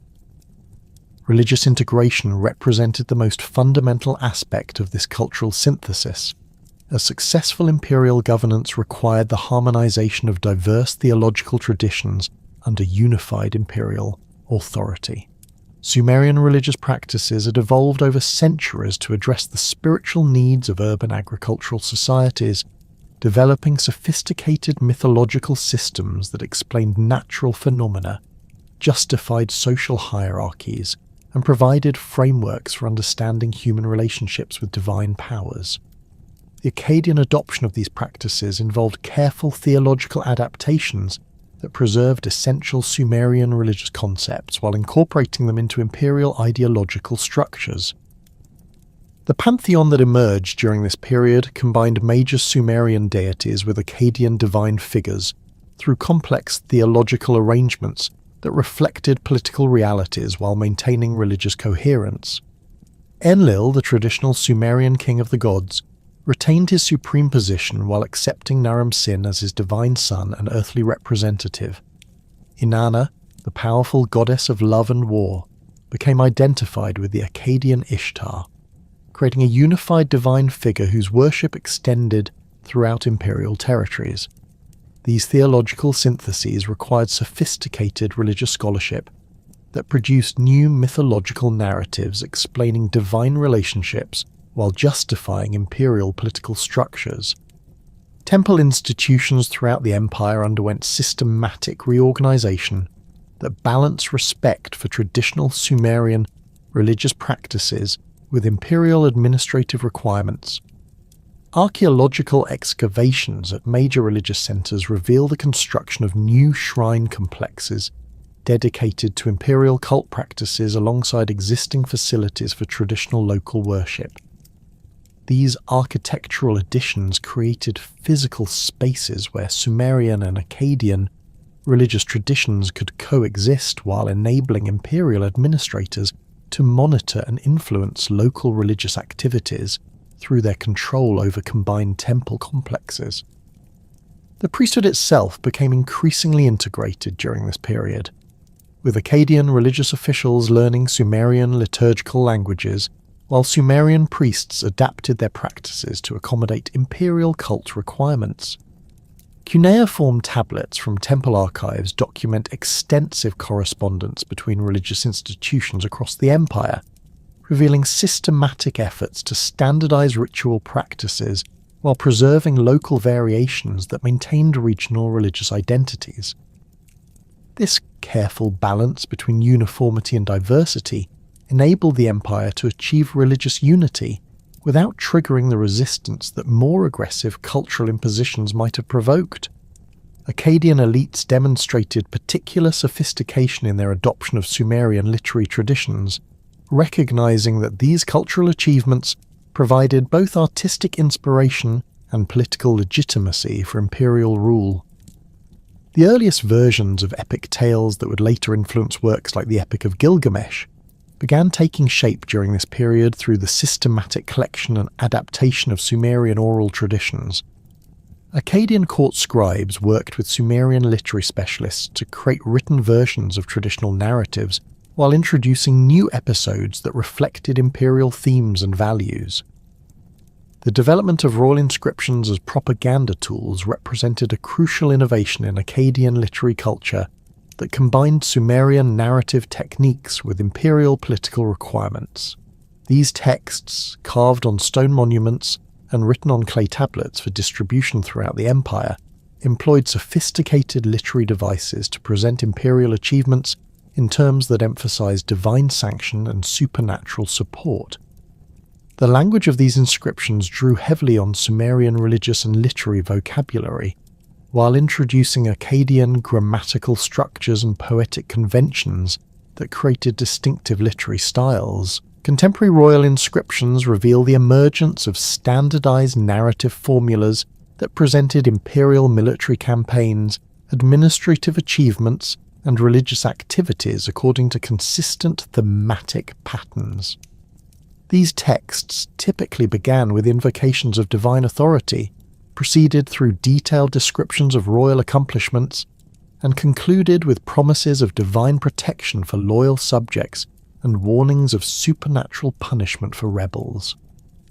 The repetitive structure of these inscriptions served both practical and ideological functions, creating easily recognizable literary forms that reinforced imperial messages while providing scribes with flexible templates for producing new texts as circumstances required. The literary sophistication of Akkadian royal inscriptions extended beyond simple propaganda to include complex narrative techniques that demonstrated advanced understanding of audience psychology and persuasive communication. The texts employed vivid, descriptive language that enabled readers to visualize imperial achievements while using metaphorical imagery that connected political events with familiar religious and natural phenomena. These literary devices created emotional responses that strengthened the intellectual arguments for imperial loyalty, demonstrating the cultural refinement that imperial patronage had fostered among Akkadian literary specialists. Artistic innovations during the Akkadian period reflected the same synthetic approach that characterized religious and literary developments, combining Sumerian iconographic traditions with imperial themes to create distinctive visual styles that communicated imperial ideology through sophisticated artistic means. Akkadian artists adopted the technical achievements of Sumerian craftsmen while introducing new subject matter and compositional approaches that reflected the political realities and cultural ambitions of imperial civilization. This artistic synthesis produced works that maintained the aesthetic refinement of traditional Mesopotamian art while incorporating innovative elements that expressed imperial values and achievements. Sculpture during this period achieved unprecedented levels of technical sophistication and thematic complexity through the combination of traditional Mesopotamian carving techniques with new approaches to representing human figures and narrative scenes. The victory stele of Naram-Sin exemplifies these achievements through its masterful integration of religious symbolism, political propaganda, and artistic innovation within a unified compositional design. The monument's sculptural program employs traditional Mesopotamian conventions for representing divine authority while introducing naturalistic landscape elements and dynamic figure arrangements that create powerful visual narratives of imperial triumph. The technical achievements evident in Akkadian sculpture reflect the resources and expertise that imperial patronage made available to artistic specialists. Royal workshops employed master craftsmen from throughout the empire, creating environments where different regional artistic traditions could interact and influence each other. Archaeological discoveries of sculptural fragments from various imperial sites reveal consistent technical standards and stylistic approaches that indicate systematic training programs and quality control measures designed to maintain artistic excellence across the empire's diverse territories. Cylinder seals produced during the Akkadian period demonstrate particularly sophisticated integration of Sumerian iconographic traditions with imperial thematic content. These small carved stone cylinders, used to authenticate documents and mark personal property, required exceptional technical skill to create detailed narrative scenes within extremely limited space. Akkadian seal carvers developed innovative compositional techniques that enabled them to incorporate complex mythological narratives, royal propaganda themes, and personal identification elements within unified artistic designs that functioned effectively as both practical tools and artistic achievements. The iconographic programs employed on Akkadian cylinder seals reveal systematic efforts to create visual vocabularies that could communicate imperial ideology to diverse audiences throughout the empire. Traditional Sumerian mythological scenes were adapted to include references to imperial achievements, while new compositional arrangements emphasized the divine authority of Akkadian rulers. These artistic innovations required sophisticated understanding of both traditional iconographic meanings and contemporary political requirements, demonstrating the cultural sophistication that imperial artistic patronage had fostered. Metalwork during the Akkadian period achieved remarkable technical and artistic sophistication through the combination of traditional Mesopotamian crafting techniques with access to raw materials and artistic influences from throughout the empire. Imperial control over trade routes provided Akkadian metalworkers with unprecedented access to copper from Magan, silver from Anatolia, and gold from various sources, enabling the production of luxury objects that displayed both technical mastery and artistic refinement. Archaeological discoveries of Akkadian metalwork from sites throughout the empire reveal consistent quality standards and stylistic approaches that indicate centralized production systems and systematic distribution networks. The bronze work produced in imperial workshops demonstrates particular innovation in both decorative techniques and functional design. Akkadian metalworkers developed sophisticated methods for creating elaborate surface decorations that combine traditional Mesopotamian motifs with new design elements reflecting imperial themes and artistic influences from conquered territories.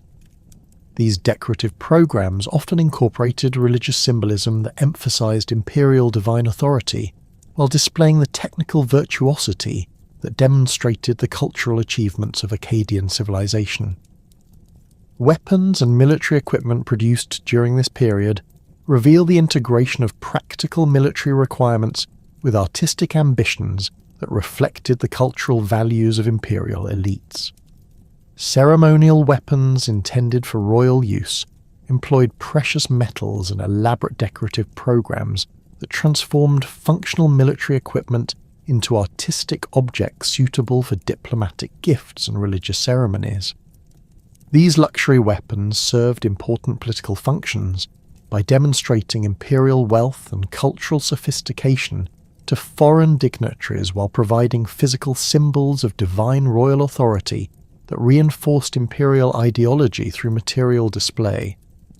The role of Enheduanna, daughter of Sargon and high priestess of Nana-Atur, represents one of the most significant individual contributions to Akkadian cultural synthesis and literary achievement. Her unique position as both imperial princess and religious authority enabled her to bridge the cultural gap between Akkadian political traditions and Sumerian religious practices, while creating literary works that established precedents for centuries of subsequent Near Eastern literature. Archaeological excavations at Ur have revealed extensive archives documenting her administrative activities, which included managing vast temple estates, supervising religious ceremonies, and maintaining correspondence with religious institutions throughout the empire. Enheduanna's literary compositions, including hymns to various deities that survive in multiple copies from different periods, demonstrate sophisticated integration of Sumerian religious traditions with Akkadian linguistic innovations and imperial thematic content. Her hymns to Inanna employ traditional Sumerian religious vocabulary and mythological references while introducing new theological concepts that reflected the political realities of imperial rule. These works created literary precedents for expressing complex theological ideas through poetic language that combined emotional intensity with intellectual sophistication. The preservation and transmission of Enheduanna's literary works throughout subsequent centuries indicates their fundamental importance for Near Eastern cultural development. Copies of her compositions have been discovered at sites throughout Mesopotamia, dating from the Akkadian period through the Neo-Babylonian era, demonstrating their continued relevance for religious and literary traditions long after the collapse of the Akkadian Empire. The consistent copying and preservation of these texts suggests that they were recognized as foundational works that established literary standards and theological concepts essential for understanding Mesopotamian religious traditions. Enheduanna's innovations in literary technique extended beyond religious poetry to include the development of personal literary voice and autobiographical narrative elements that would influence subsequent Near Eastern literature.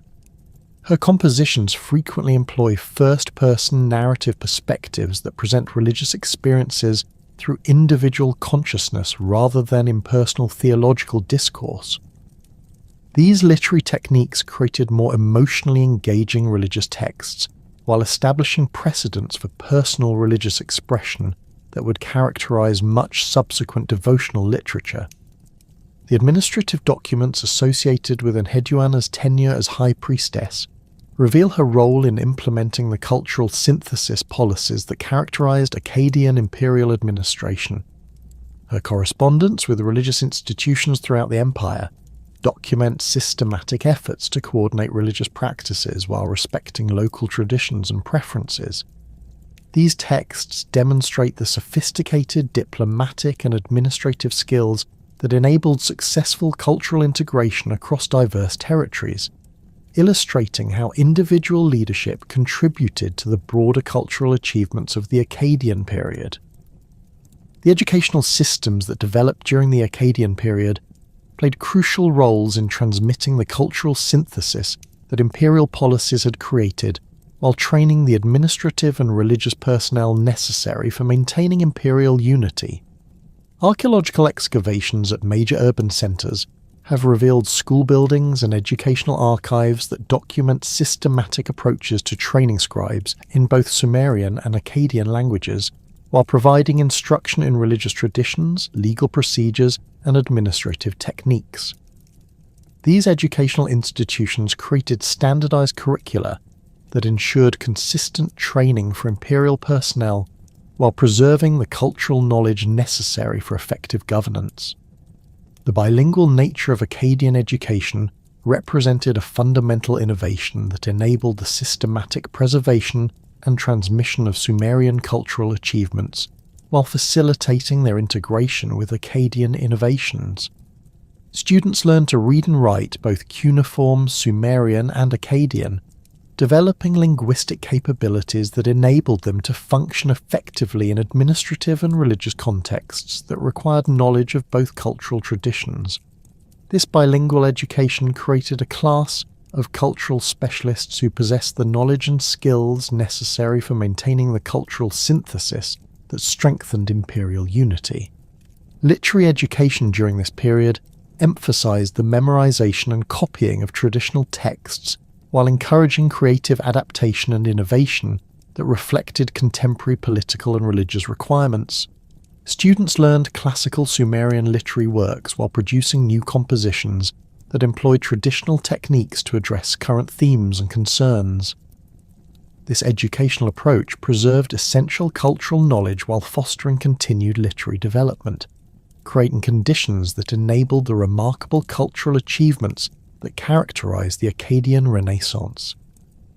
The cultural synthesis achieved during the Akkadian period established foundations for Near Eastern civilization that would persist for millennia after the empire's political collapse. The integration of Sumerian and Akkadian traditions created cultural forms that combined the sophisticated achievements of both civilizations while introducing innovations that reflected the unique requirements and opportunities of imperial governance. These cultural achievements demonstrated that successful empire building required not merely military conquest and administrative efficiency, but also the cultural sensitivity and artistic patronage necessary for creating unified civilizations from diverse cultural materials. The economic infrastructure that sustained the Akkadian Empire represented one of humanity's first experiments in managing transcontinental commerce and resource distribution on an unprecedented scale. The empire's survival depended not merely on military conquest and administrative control, but on sophisticated economic systems that could generate sufficient wealth to fund imperial armies, bureaucracies, and monumental construction projects while maintaining the prosperity necessary to prevent widespread rebellion. Archaeological evidence from sites throughout the former Akkadian territories reveals the complexity of these economic arrangements, which integrated local production systems with long-distance trade networks spanning from the Indus Valley to Anatolia. The Akkadian control of major trade routes fundamentally transformed the economic geography of the ancient Near East by eliminating the fragmented political boundaries that had previously complicated long-distance commerce. Under the city-state system that preceded imperial unification, merchants conducting business between distant regions faced numerous political jurisdictions, each with distinct taxation systems, legal codes, and currency standards. A trader carrying goods from Mesopotamia to Anatolia might encounter a dozen different political authorities, each demanding tribute payments, customs duties, and compliance with local commercial regulations that varied significantly between territories. Imperial unification under Akkadian rule created, for the first time in recorded history, a single political authority controlling trade routes from the Persian Gulf to the Mediterranean Sea. This political integration enabled the implementation of standardized commercial practices across vast distances, while eliminating many of the transaction costs that had previously reduced the profitability of long-distance trade. Archaeological discoveries of merchant archives from sites like Kanesh in Anatolia and Susa in Elam document the sophisticated commercial relationships that developed under imperial protection, revealing trade networks of remarkable complexity and geographic scope. The merchant archive discovered at Kanesh provides particularly detailed insight into Akkadian commercial practices and the mechanisms through which imperial control facilitated long-distance trade. These cuneiform tablets, numbering in the thousands, document the activities of Mesopotamian merchants who established permanent trading posts in Anatolian cities during the height of Akkadian power. The correspondence reveals sophisticated credit systems that enabled merchants to conduct business across thousands of miles without transporting large quantities of precious metals, reducing both transportation costs and security risks associated with long-distance commerce. These merchant documents describe complex partnership arrangements between Mesopotamian investors and local Anatolian traders, creating hybrid commercial enterprises that combined imperial capital with regional expertise. Mesopotamian partners typically provided initial investment capital and access to goods produced in imperial territories, while Anatolian associates contributed local market knowledge and established relationships with regional suppliers and customers. These partnerships enabled Akkadian merchants to penetrate local markets more effectively than would have been possible through purely external commercial relationships. The goods documented in these commercial archives reveal the extraordinary diversity of products that move through Akkadian trade networks. Mesopotamian merchants exported textiles, crafted metalwork and agricultural products including dates, barley and processed foods, while importing raw materials including copper, silver, gold and semi-precious stones that supplied imperial workshops and construction projects. The volume of these transactions, recorded in standardized units of measurement, indicates commercial activities on scales that dwarf earlier Mesopotamian trade relationships. Archaeological evidence from Tel Brak, one of the empire's most important commercial centers, illustrates how Akkadian administrators developed infrastructure specifically designed to support large-scale commercial activities.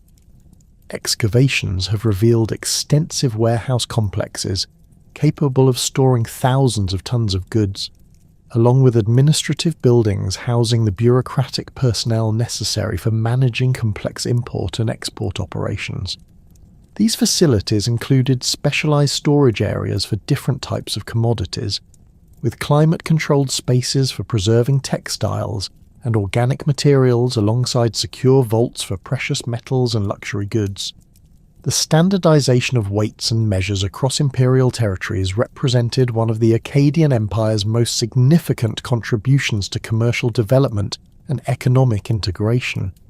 Previous Mesopotamian city-states had developed their own distinctive measurement systems based on local agricultural practices and traditional craft production methods. These varied standards created substantial barriers to inter-regional trade, as merchants faced the constant challenge of converting between incompatible measurement systems while negotiating transactions that involved parties familiar with different commercial conventions. Archaeological discoveries of standardized weights from sites throughout the former Akkadian Empire demonstrate the systematic nature of imperial measurement reforms. These stone and metal weights, marked with cuneiform inscriptions indicating their official values, have been found at locations spanning from the Zagros Mountains to the Mediterranean coast. The consistency of these standards across such vast distances indicates centralized production and distribution systems that ensured uniform commercial practices throughout imperial territories. The implementation of standardized measurements required extensive bureaucratic coordination and ongoing administrative oversight to ensure compliance with imperial standards. Cuneiform tablets from various administrative centres document the appointment of official inspectors responsible for verifying the accuracy of weights and measures used in commercial transactions. These officials possessed authority to confiscate non-standard equipment and impose penalties on merchants who attempted to use unauthorized measurement devices, creating enforcement mechanisms that maintain the integrity of imperial commercial standards. The economic benefits of measurement standardization extended far beyond simple commercial convenience to include fundamental improvements in economic efficiency and market integration. Merchants could conduct transactions with confidence in distant markets, knowing that measurement standards would be consistent with those used in their home territories. This certainty reduced transaction costs while enabling more sophisticated commercial relationships, including long-term contracts and credit arrangements that would have been impossible under systems with incompatible measurement standards. The development of standardized currency systems complemented measurement reforms and further facilitated economic integration across imperial territories. While true coinage would not appear in the Near East for several more centuries, Akkadian administrators established conventional values for silver and barley that functioned as imperial currency standards. These standardized values enabled merchants to conduct complex transactions using universally recognized exchange rates, eliminating much of the uncertainty and negotiation that had previously characterized interregional commerce. Administrative records from Girsu and other major commercial centers document the systematic implementation of these currency standards through official exchange rate tables that specify the relative values of different commodities in terms of silver and barley equivalents. These tables were regularly updated to reflect changing market conditions while maintaining overall stability in exchange relationships. The preservation of multiple copies of these documents at sites throughout the empire indicates their widespread distribution and practical importance for commercial activities. The emergence of merchant classes in major urban centres represented both a consequence and a driving force of imperial economic development. The expansion of long-distance trade created unprecedented opportunities for individual accumulation of wealth through commercial activities, leading to the development of professional merchant communities that possess substantial economic resources and political influence. Archaeological evidence from residential areas in cities like Ur and Babylon reveals the construction of elaborate private houses during the Akkadian period, indicating the prosperity that successful merchants achieved through participation in imperial trade networks. These merchant communities developed sophisticated business practices that enabled them to manage complex commercial operations across vast distances. Partnership agreements documented in contemporary archives reveal elaborate risk-sharing arrangements that distributed the costs and benefits of long-distance trade among multiple investors. These partnerships often included provisions for sharing losses due to theft, shipwreck, or political disruption, creating insurance-like systems that reduced individual risks while enabling larger-scale commercial ventures. The political influence of merchant classes grew substantially during the Akkadian period, as imperial administrators recognized their importance for maintaining economic prosperity and generating tax revenues. Merchants possessed detailed knowledge of market conditions, transportation routes, and political developments in distant regions, making them valuable sources of intelligence for imperial decision-making. Additionally, their commercial networks provided channels for diplomatic communication and cultural exchange that complemented official imperial administrative systems. Resource extraction from conquered territories represented a crucial component of imperial economic strategy, providing both raw materials for imperial workshops and tribute revenues that funded governmental operations. The systematic exploitation of mineral resources from regions like the Zagros Mountains and Anatolia enabled Akkadian craftsmen to produce luxury goods on unprecedented scales, while generating surpluses that supported imperial military forces and administrative bureaucracies. Archaeological surveys of mining sites in territories that were incorporated into the Akkadian Empire reveal evidence of systematic extraction operations that employed sophisticated techniques for locating and processing mineral deposits. Copper mines in the Zagros region show signs of extensive development during the Akkadian period, with the construction of permanent mining installations including worker housing or processing facilities, and transportation infrastructure connecting remote mining sites with major trade routes. The organisation of mining operations required substantial investments in specialised equipment and skilled personnel, indicating the resources that imperial authorities devoted to resource extraction activities. Contemporary administrative texts describe the appointment of imperial officials responsible for overseeing mining operations and ensuring regular shipments of extracted materials to central processing facilities. These documents reveal bureaucratic systems designed to maximize resource extraction while maintaining the security and productivity of mining installations in potentially hostile territories. The tribute systems that channeled wealth from conquered territories to imperial centres represented another fundamental component of Akkadian economic organisation. These systems built upon existing Mesopotamian practices of intercity tribute relationships, while expanding them to encompass the vast territories that imperial conquest had brought under Akkadian control. Archaeological evidence from administrative centres throughout the empire documents the sophisticated bureaucratic procedures that managed tribute collection and distribution. Tribute assessments were based on detailed surveys of regional economic capabilities that took into account local agricultural productivity, craft production capacity, and access to natural resources. Administrative tablets from sites like Susa and Tel Brak contain extensive inventories of regional economic assets, including agricultural land assessments, livestock counts, and evaluations of local craft production capabilities. These surveys provided the information necessary for establishing tribute requirements that maximised imperial revenues while avoiding excessive demands that might provoke rebellion. The transportation of tribute goods from distant provinces to imperial centres required extensive logistical coordination and infrastructure development. Archaeological evidence reveals the construction of improved road networks during the Akkadian period, including bridges, way stations, and security installations designed to facilitate the movement of tribute caravans. These transportation improvements served multiple purposes by enabling more efficient tribute collection while supporting commercial activities and military communications. The importation of precious metals represented a particularly important aspect of imperial resource acquisition, as these materials were essential for producing the luxury goods and ceremonial objects that demonstrated imperial wealth and cultural sophistication.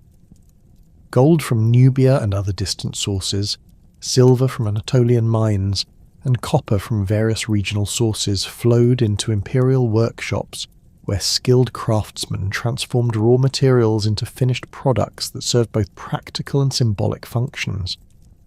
The workshop systems that processed imported raw materials into finished goods represented sophisticated industrial operations that employed hundreds of specialized craftsmen working under imperial patronage.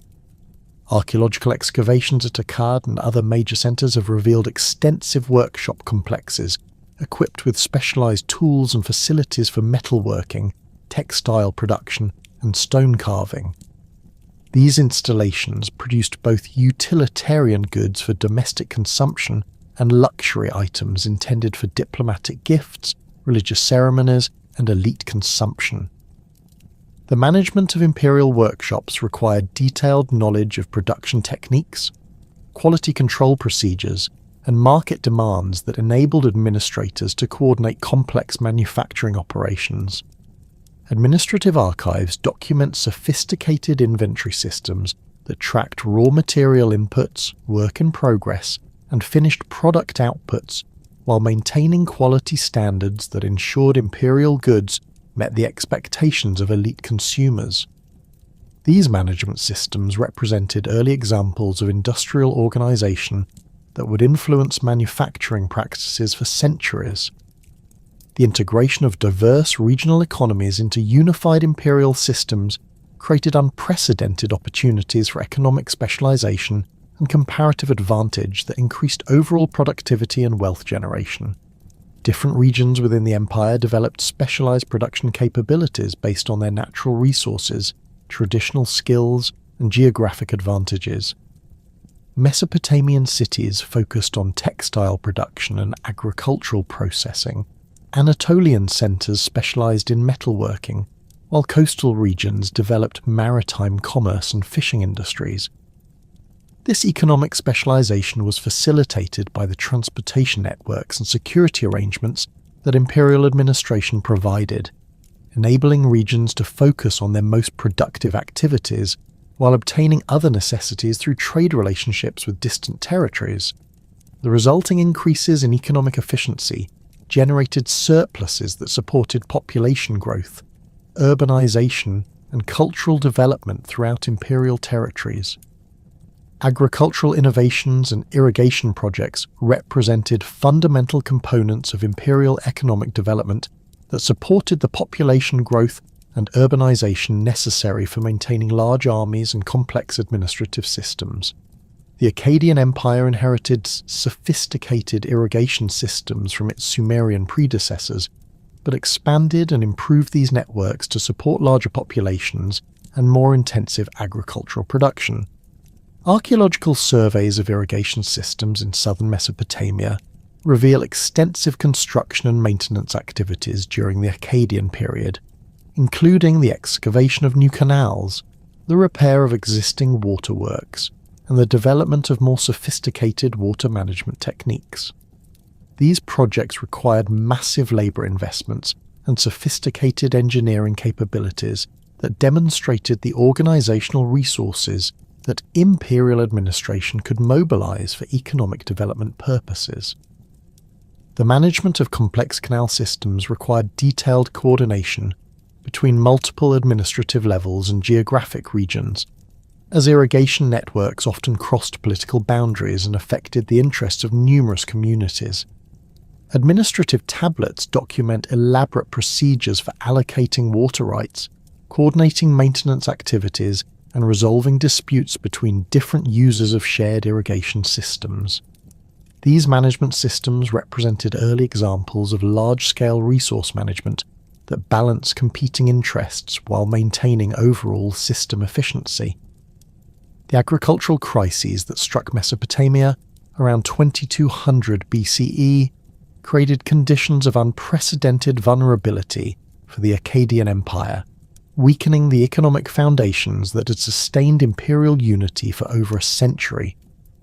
Archaeological evidence from sites throughout the region reveals clear indicators of severe environmental stress during this period, including dramatic reductions in settlement sizes, abandonment of previously cultivated areas, and significant changes in agricultural practices that suggest desperate adaptations to deteriorating climatic conditions.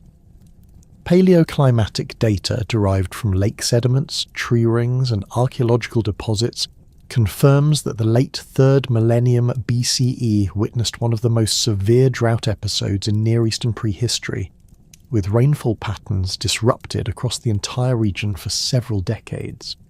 The environmental catastrophe manifested differently across various parts of the empire, but its effects were universally devastating for agricultural production systems that had evolved to exploit relatively stable climatic conditions. In southern Mesopotamia, the complex irrigation networks that had sustained Sumerian civilization for millennia began experiencing systematic failures as reduced river flows made it impossible to maintain adequate water supplies for extensive canal systems. Archaeological surveys reveal the abandonment of numerous agricultural settlements during this period, with their inhabitants apparently migrating toward remaining water sources or abandoning farming altogether.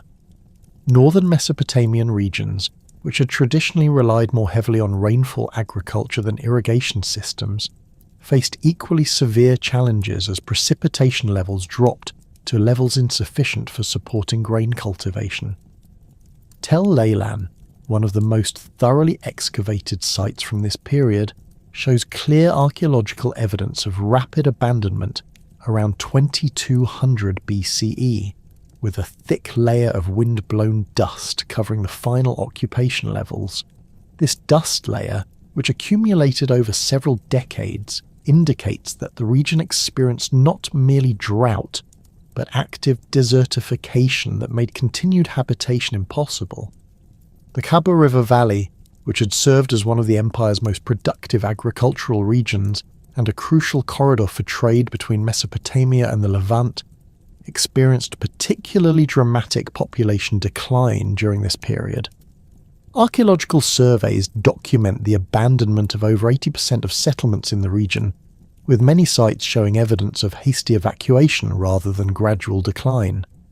The collapse of agricultural production in this region had cascading effects throughout the imperial economy, disrupting food supplies while eliminating a major source of tax revenues that had funded imperial administration.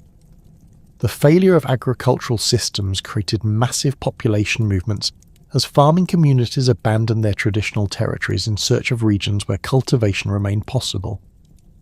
These migrations placed enormous stress on areas that continued to receive adequate rainfall or maintained functioning irrigation systems, creating competition for scarce resources that often erupted into violent conflicts.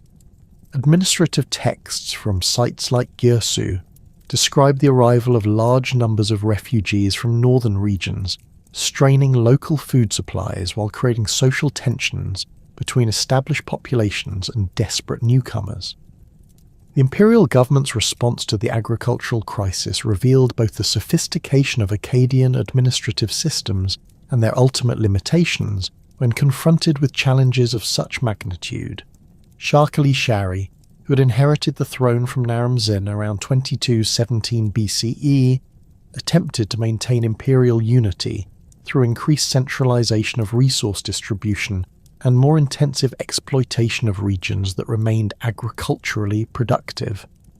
Administrative archives from his reign document systematic efforts to redirect tribute flows from affected areas while increasing demands on territories that had escaped the worst effects of the drought. These centralizing policies, while rational responses to crisis conditions, created additional stresses within the imperial system by placing unsustainable burdens on regions that were already struggling to maintain their own populations. Archaeological evidence from sites in southern Mesopotamia reveals increased fortification construction during this period, suggesting that local administrators feared rebellion from populations pressed beyond their capacity to provide additional tribute. The imperial government's attempts to maintain revenue flows through coercion rather than economic incentives demonstrated the extent to which environmental crisis had undermined the prosperity-based legitimacy that had sustained Akkadian rule. The breakdown of long-distance trade networks represented another crucial factor in imperial collapse, as the commercial relationships that had generated much of the empire's wealth became impossible to maintain under crisis conditions. Merchant archives from Kanesh and other Anatolian trading centres show dramatic reductions in commercial activity during the final decades of Akkadian rule, with many trading partnerships dissolved as partners could no longer fulfil their contractual obligations. The collapse of commercial networks eliminated not only direct trade revenues, but also the cultural and diplomatic relationships that had facilitated imperial administration across diverse territories. The security situation throughout the empire deteriorated rapidly as central authority weakened and local populations faced increasing desperation. Banditry became endemic along major trade routes, making commercial travel extremely dangerous while further disrupting the economic relationships that had sustained imperial unity. Archaeological evidence from garrison sites reveals hasty construction of additional defensive works during this period, indicating that imperial military forces faced increasing challenges in maintaining order throughout their territories. Into this context of imperial weakness and social chaos came the Gutian peoples, mountain dwellers from the Zagros region, who had maintained their independence throughout the period of Akkadian expansion. The Gutians remain among the most enigmatic groups in ancient Near Eastern history, known primarily through hostile Mesopotamian sources that provide limited reliable information about their origins, social organization, or cultural practices. Archaeological evidence for Gutian material culture is sparse, suggesting either that their settlements have not been identified by modern excavations, or that they maintained relatively simple material cultures that left few distinctive traces in the archaeological record. Contemporary Mesopotamian texts describe the Gutians as barbarous mountain peoples who lack the civilized institutions and cultural achievements that characterized urban societies. These descriptions, clearly influenced by the ethnic prejudices and cultural biases of their Mesopotamian authors, present the Gutians as savage destroyers who brought chaos and devastation to the sophisticated civilization of the plains. However, the success of Gutian military campaigns and their ability to maintain control over conquered territories for several decades suggests that they possessed more sophisticated organizational capabilities than their enemies were willing to acknowledge. The Gutian homeland in the Zagros Mountains had provided them with natural defenses against Akkadian expansion, while enabling them to maintain detailed knowledge of Mesopotamian political and military developments through trade relationships and border contacts. Their mountain environment had also fostered military skills particularly suited to the type of irregular warfare that proved effective against imperial forces weakened by internal crisis and resource shortages. Gutian warriors were accustomed to difficult terrain, harsh weather conditions, and the mobility required for successful raids against settled populations. The initial Gutian incursions into Mesopotamian territories appear to have begun as opportunistic raids designed to exploit the weakening of imperial border defences rather than coordinated campaigns aimed at territorial conquest. Archaeological evidence from sites along the Mesopotamian Zagros frontier reveals increasing signs of violent destruction during the later years of Shah Khalid Shari's reign, with many settlements showing evidence of sudden abandonment following attacks that destroyed defensive installations and administrative buildings. These early raids achieved remarkable success due to the deteriorating condition of imperial military forces, which had been weakened by reduced funding, supply shortages, and the demands of maintaining order in multiple crisis regions simultaneously.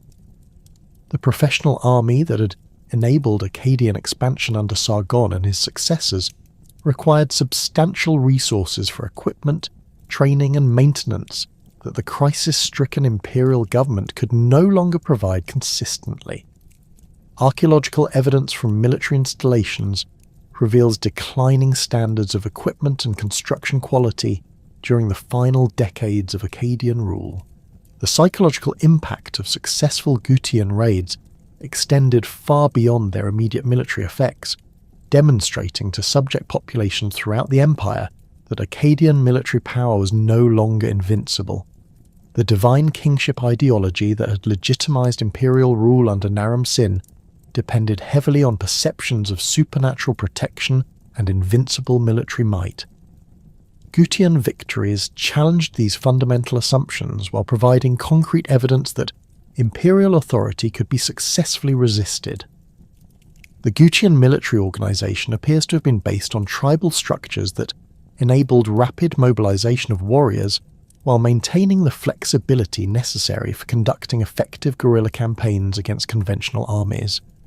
Unlike the professional military forces that had characterized Akkadian expansion, Gutian armies consisted primarily of tribal warriors who could be assembled quickly for specific campaigns before dispersing back to their communities. This organizational structure made it difficult for imperial forces to engage Gutian armies in decisive battles, while enabling the mountain peoples to maintain military pressure across wide geographic areas. The weapons and tactics employed by Gutian forces reflected their mountain origins and the requirements of irregular warfare against superior numbers of better-equipped opponents. Archaeological evidence suggests that Gutian warriors relied heavily on archery, using composite bows that provided superior range and penetrating power compared to the simple bows still used by many Mesopotamian forces. Their knowledge of mountain terrain enabled them to establish defensive positions that negated the advantages of Akkadian siege equipment, while forcing imperial armies to fight under conditions that favoured mobile defenders. The gradual escalation from raiding to territorial conquest occurred as Gutian leaders recognized the extent of imperial weakness and the opportunities that crisis conditions provided for permanent expansion into Mesopotamian territories.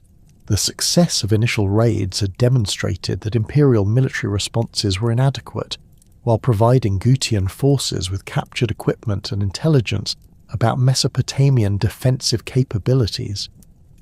Archaeological evidence from sites in the Diyala River Valley shows systematic Gutian occupation of previously imperial territories, with the construction of new fortifications designed according to mountain architectural traditions. The Gutian conquest of major Mesopotamian cities required adequate adaptations of their traditional military methods to address the challenges of siege warfare against fortified urban centres. Archaeological excavations at sites like Eshnunna reveal evidence of systematic siege operations that employed sophisticated techniques for reducing city defences.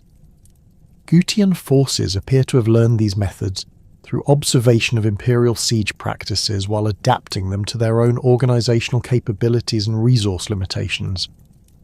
The fall of Akkad itself, probably occurring around 2154 BCE, marked the symbolic end of imperial unity, even though Shah Khalid Shari may have continued to claim royal authority from other centres for several additional years. Archaeological evidence for the destruction of the capital remains elusive due to the continuing uncertainty about Akkad's precise location, but contemporary texts describe the city's capture as a catastrophic event that eliminated the administrative and symbolic centre of imperial government. The Gutian occupation of central Mesopotamia created a power vacuum that enabled regional governors and local rulers to declare independence from imperial authority. Archaeological evidence from sites throughout the former empire reveals the rapid emergence of autonomous political entities that rejected Akkadian control while establishing their own governmental systems. These developments represented not merely political fragmentation, but the collapse of the cultural and economic integration that had characterized imperial administration. Lagash emerged as one of the most successful independent states during the post-Akkadian period, with its rulers Uningirsu and Gudea establishing effective governmental systems that maintained prosperity despite the broader regional chaos. Archaeological excavations at Girsu have revealed extensive construction projects dating to this period, including temples, palaces, and infrastructure improvements that demonstrate the resources that effective local government could mobilize even under crisis conditions. The artistic achievements of the Lagash rulers, particularly the numerous statues of Gudea discovered at the site, illustrate the cultural sophistication that could flourish under competent local leadership. The success of states like Lagash in maintaining order and prosperity during the Gutian period demonstrates that the collapse of imperial unity did not necessarily lead to universal devastation. Local rulers who possessed the administrative skills and resources necessary for effective governance could create stable political entities that provided security and economic opportunities for their populations. However, these successful cases remained exceptional, as most regions experienced significant population decline and economic disruption during the post-imperial period. The fragmentation of central authority created conditions that favoured the emergence of warlords and local strongmen who established control over limited territories through military force rather than administrative competence. Archaeological evidence from numerous sites reveals the construction of small fortified settlements during this period, suggesting that much of the population had to seek protection from local military leaders who could provide security in exchange for tribute and service. These arrangements represented significant retreats from the sophisticated governmental systems that had characterized imperial administration.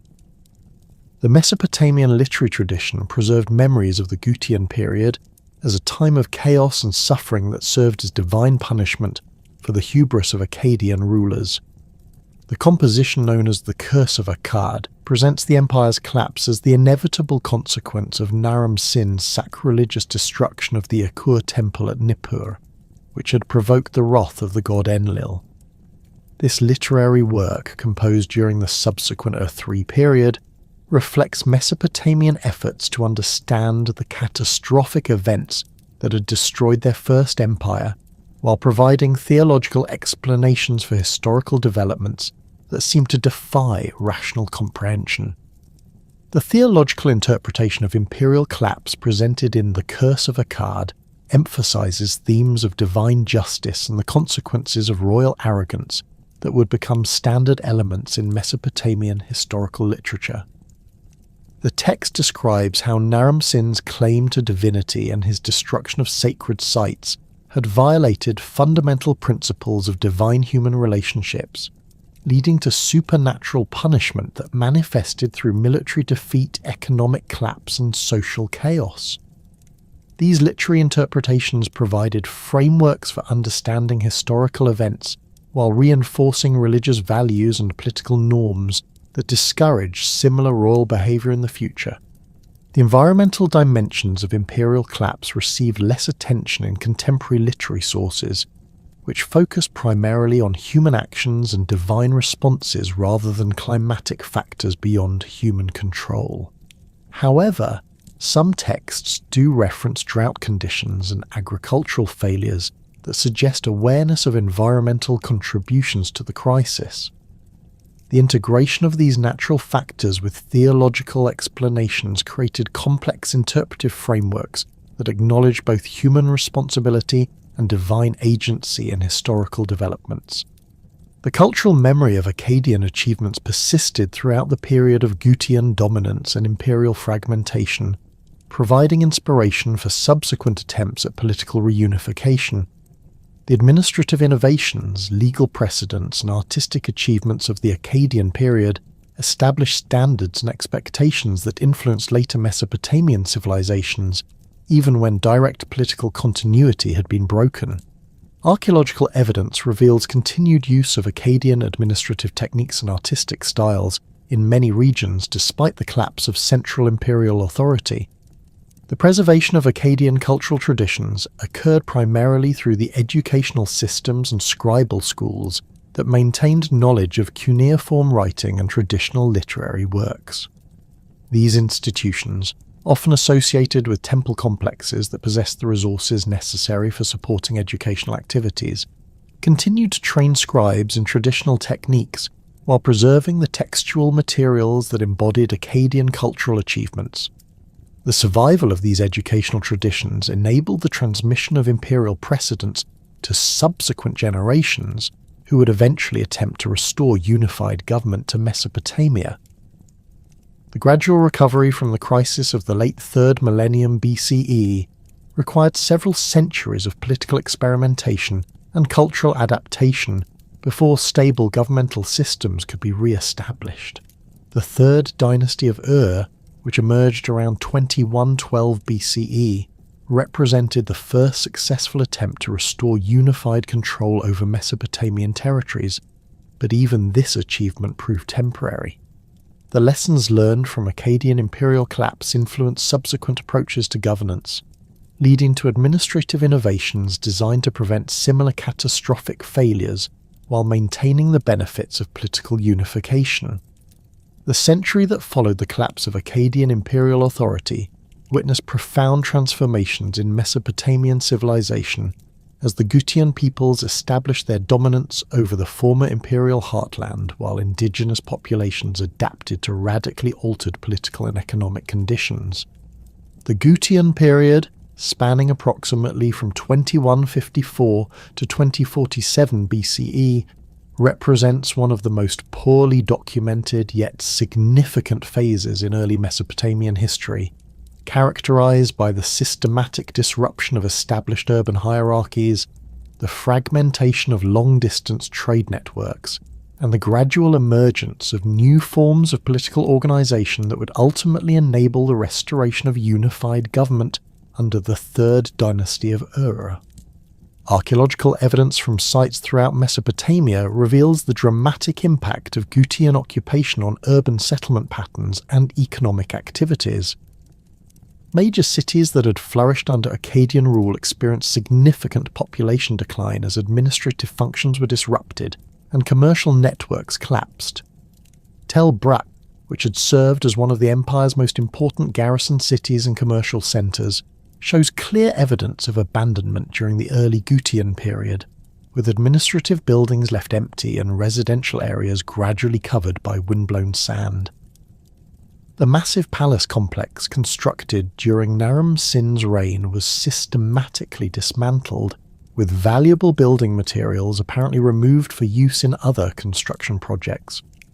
The disruption of urban centres extended beyond simple abandonment to include fundamental changes in the organisation of remaining settlements. Archaeological surveys reveal the emergence of smaller, more dispersed communities that replaced the concentrated urban populations characteristic of the Akkadian period. These new settlement patterns reflected both the security concerns of populations living under unstable political conditions and the breakdown of the economic specialisation that had sustained large urban centres. Communities that had previously focused on craft production or administrative functions were forced to become more self-sufficient as the trade networks that had supplied their needs disappeared. The Gutian administrative system, insofar as it can be reconstructed from fragmentary evidence, appears to have been based on tribute extraction, rather than the sophisticated bureaucratic structures that characterized Akkadian imperial government. Contemporary texts describe Gutian rulers demanding regular payments from subject populations while providing minimal governmental services in return. This exploitative approach created conditions of chronic instability, as local populations faced increasing economic burdens without receiving the security infrastructure maintenance or dispute resolution services that had justified imperial taxation under previous regimes. The linguistic evidence for Gutian administration remains extremely limited, with most official documents from this period written in Akkadian by Mesopotamian scribes working under Gutian oversight. This suggests that the mountain peoples lacked their own literate administrative traditions and were forced to rely on existing Mesopotamian bureaucratic personnel to manage the territories they had conquered. The continuation of Akkadian as the administrative language, despite the political dominance of non-Akkadian rulers, demonstrates the practical difficulties of governing complex urban societies without adopting their existing institutional frameworks. Trade networks that had connected Mesopotamia with distant regions experienced systematic collapse during the Gutian period, as political instability made long-distance commerce increasingly dangerous and unprofitable. Merchant archives from Anatolian trading centres show dramatic reductions in commercial correspondence with Mesopotamian partners, with many trading relationships simply disappearing from the documentary record. The standardized weights and measures that had facilitated imperial commerce were no longer enforced consistently, creating additional barriers to trade as merchants faced uncertainty about commercial standards in different territories. The collapse of long-distance trade had cascading effects throughout Mesopotamian society, eliminating not only the luxury goods that had sustained elite lifestyles, but also the raw materials necessary for craft production and the agricultural tools required for maintaining intensive cultivation. Archaeological evidence from workshop areas in major cities reveals the abandonment of specialized production facilities, as craftsmen could no longer obtain the materials necessary for their trades.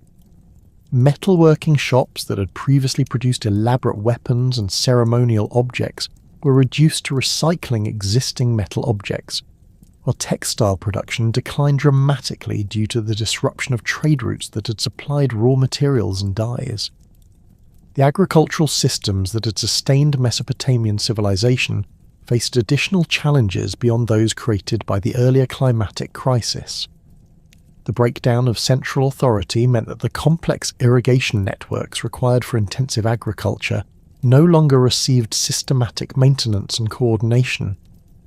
Canal systems that crossed territorial boundaries became sources of conflict between competing local authorities, with upstream communities sometimes deliberately disrupting water flows to disadvantage their downstream neighbours.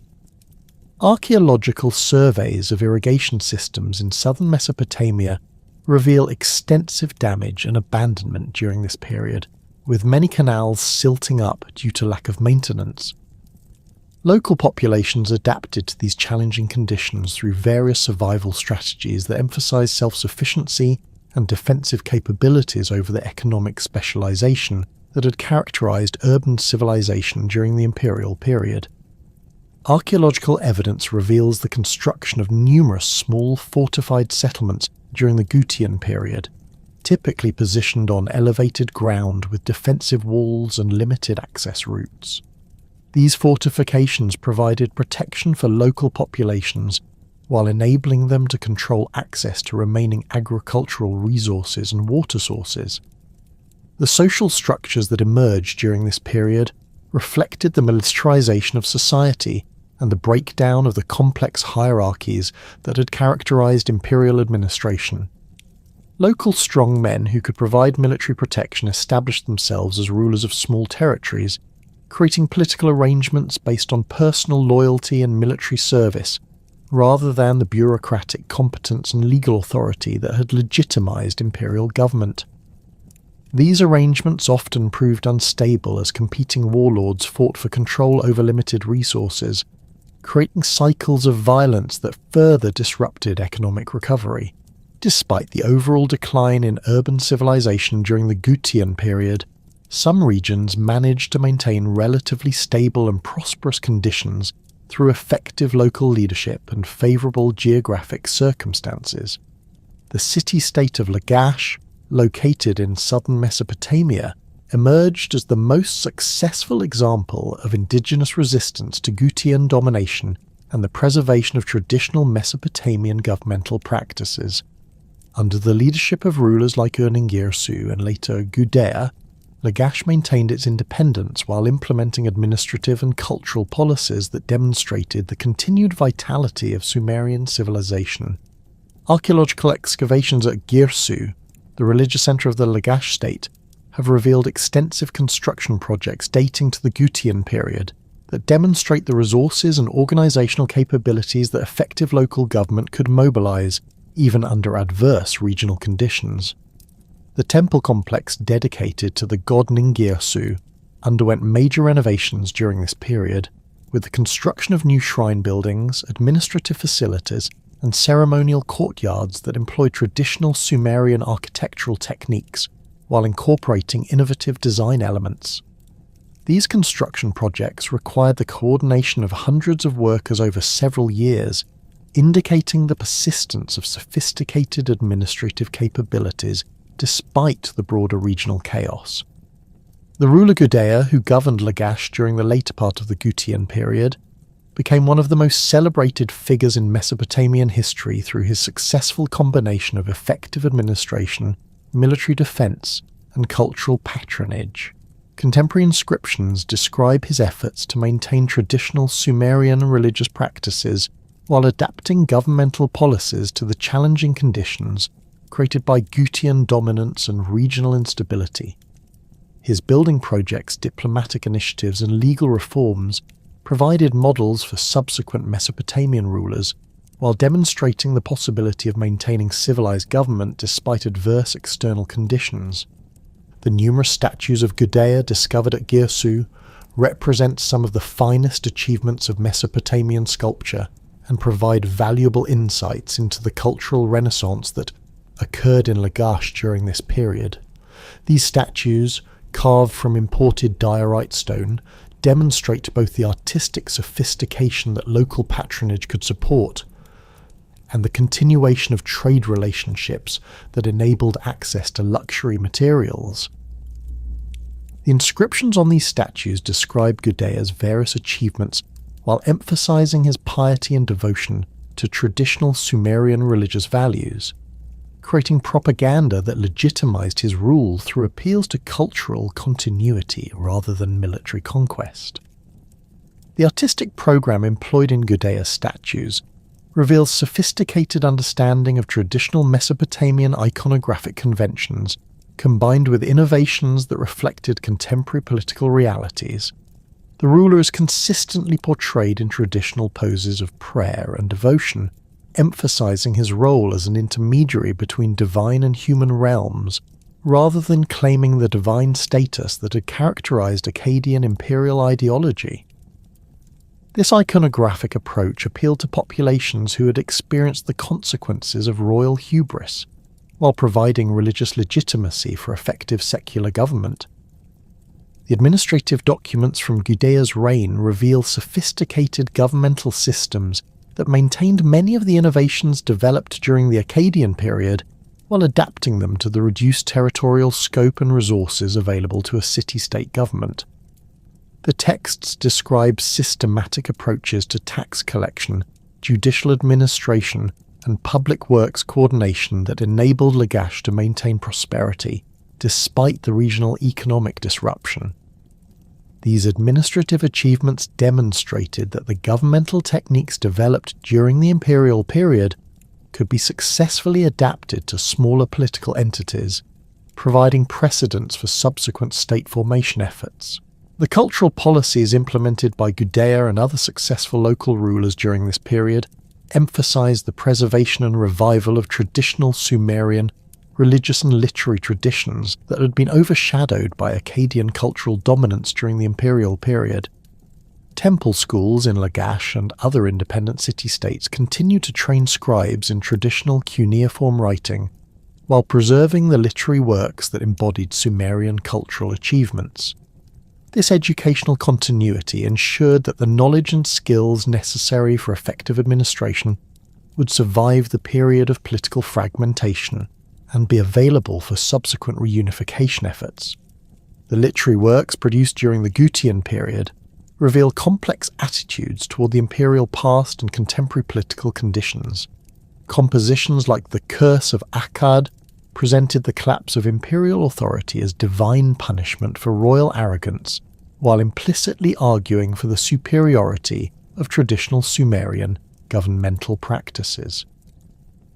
These texts served both as historical interpretations of recent events and as political arguments for particular approaches to governance that emphasized religious piety and respect for traditional institutions over imperial ambition and cultural innovation.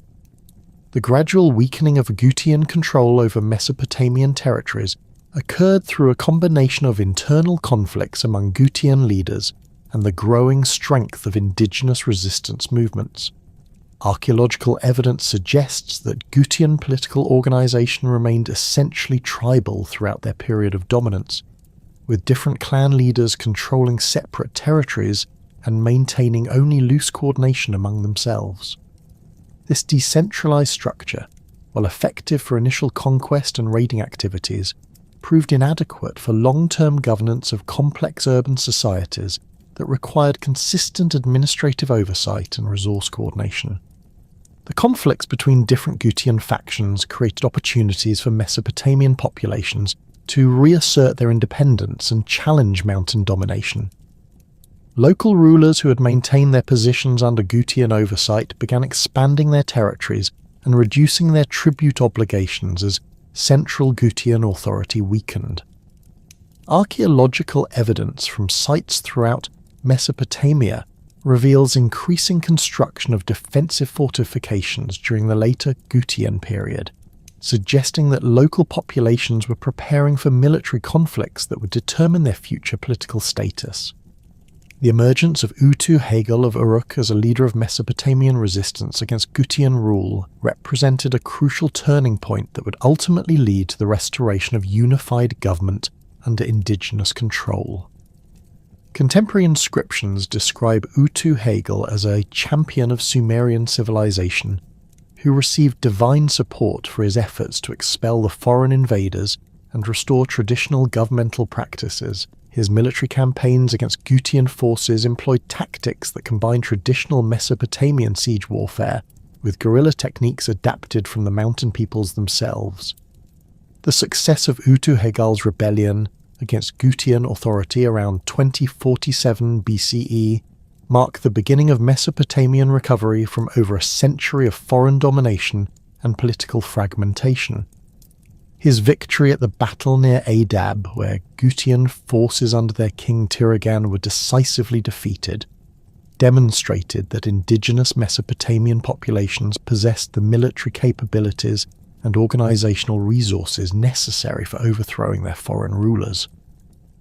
The capture of Tiragan and his subsequent execution at Nippur provided symbolic closure to the period of Gutian dominance, while establishing Utu-Hagel's legitimacy as a restorer of traditional Mesopotamian civilization. The brief reign of Utu-Hagel, lasting only 7 years, nevertheless established crucial precedents for the restoration of unified government that would be fully realized under his successor, Ur-Nammu, founder of the third dynasty of Ur. Archaeological evidence from Uruk reveals extensive construction projects during Utu-Hagel's reign, including the repair of defensive walls, the restoration of temple complexes, and the reconstruction of administrative buildings that had been damaged during the period of Gutian occupation. These projects demonstrated both the resources that effective leadership could mobilize and the popular support that existed for efforts to restore traditional Mesopotamian governmental institutions.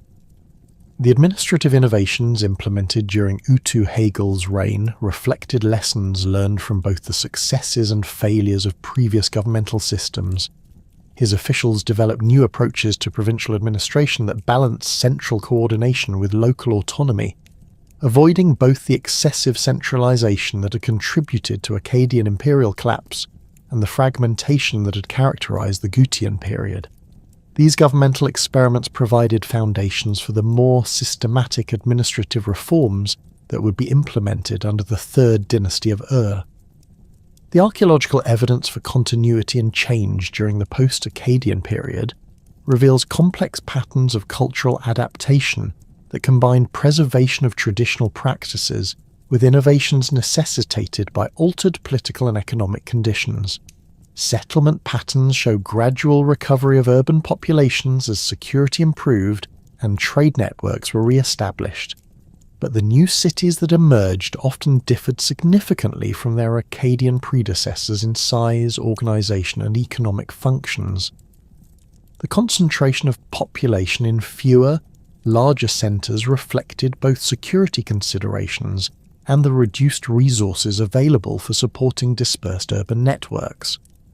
Material culture during the recovery period demonstrates selective preservation of Akkadian innovations combined with revival of earlier Sumerian traditions that had been overshadowed during the imperial period. Pottery production shows continuation of some standardized forms developed during Akkadian rule while reintroducing decorative techniques and vessel types characteristic of pre-imperial Sumerian culture. This combination created hybrid material cultures that reflected the complex cultural negotiations occurring as Mesopotamian society adapted to post-imperial conditions.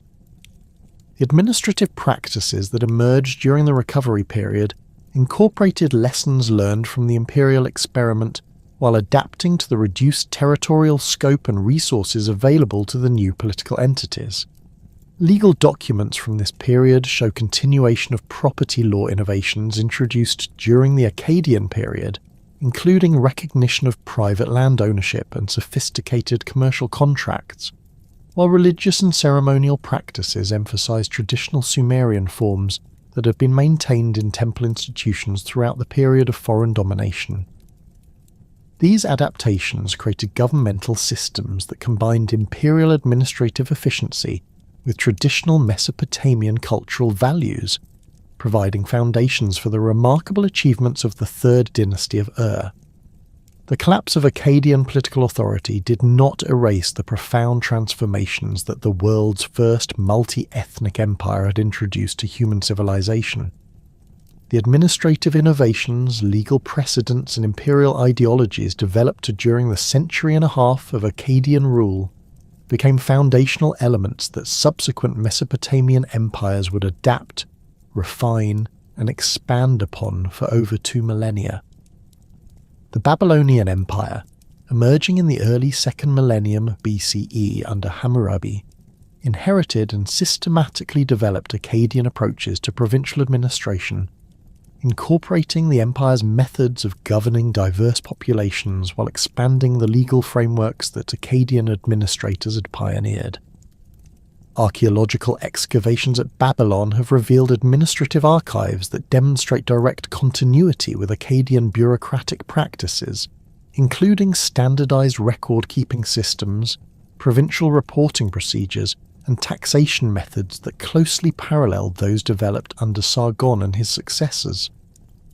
The famous Code of Hammurabi, carved on a black diorite stele around 1750 BCE, incorporated legal principles that had first been systematized during the Akkadian period, including concepts of proportional justice, commercial contract enforcement, and property rights that reflected the empire's innovations in managing complex economic relationships across diverse territories. The Assyrian Empire, which would eventually surpass even Akkadian territorial achievements, adopted wholesale the imperial administrative structures that had enabled Akkadian control over vast distances and diverse populations. Assyrian provincial administration employed the same basic framework of appointed governors, standardized tribute collection, and military garrison systems that had characterized Akkadian imperial governance. The royal inscriptions of Assyrian kings like Tiglath-Pileser III and Sargon II explicitly acknowledged their debt to Akkadian precedents, with several rulers adopting the name Sargon in conscious imitation of the great Akkadian conqueror. The Assyrian military organisation drew heavily on Akkadian innovations in professional army structure, siege warfare techniques, and logistical coordination that had enabled the First Empire's remarkable territorial expansion. Archaeological evidence from Assyrian military installations reveals siege equipment designs that clearly derived from Akkadian prototypes, while administrative texts describe supply systems and communication networks that employed methods first developed during the Akkadian period. The Assyrian practice of relocating conquered populations to prevent rebellion represented a more systematic application of population transfer policies that Akkadian administrators had pioneered as responses to persistent regional resistance. The imperial ideology that legitimized Assyrian rule incorporated fundamental concepts that had been established during the Akkadian period, particularly the notion that empire represented divine will expressed through earthly rulers chosen by the gods. Assyrian royal inscriptions employed literary formulas and theological arguments that closely paralleled those found in Akkadian royal texts, including claims of universal dominion, divine mandate for conquest, and supernatural protection for imperial armies. The Assyrian practice of presenting their empire as the restoration of ancient Mesopotamian glory explicitly referenced Akkadian achievements while positioning contemporary rulers as heirs to Sargon's imperial legacy. The Neo-Babylonian Empire under rulers like Nebuchadnezzar II continued this pattern of Akkadian institutional inheritance, employing administrative techniques and imperial ideologies that demonstrated the enduring influence of the First Empire's governmental innovations. The Babylonian provincial system, legal frameworks, and approaches to managing cultural diversity all reflected adaptations of Akkadian precedents that had been refined through centuries of imperial experimentation. Archaeological discoveries at sites throughout the Neo-Babylonian Empire reveal administrative documents that employ standardized formats and procedures directly descended from Akkadian bureaucratic practices. The Persian Empire, despite its Indo-European origins and distinctive cultural traditions, adopted many of the administrative innovations that had enabled Mesopotamian imperial success. The Persian satrap system of provincial governance employed organizational principles that had been pioneered during the Akkadian period, including the appointment of royal governors, standardized tribute collection, and the integration of local elites into imperial administrative structures. Cyrus the Great's famous cylinder, proclaiming his respect for local traditions and religious practices, reflected the same pragmatic approach to cultural diversity that had characterized successful Akkadian imperial administration. The preservation and transmission of the Akkadian language represents perhaps the most remarkable testament to the empire's lasting influence on ancient Near Eastern civilization. Despite the political collapse of Akkadian imperial authority around 2154 BCE, the Akkadian language continued to serve as the diplomatic lingua franca throughout the ancient Near East for over a millennium, facilitating international communication and cultural exchange across vast geographic distances and diverse political entities.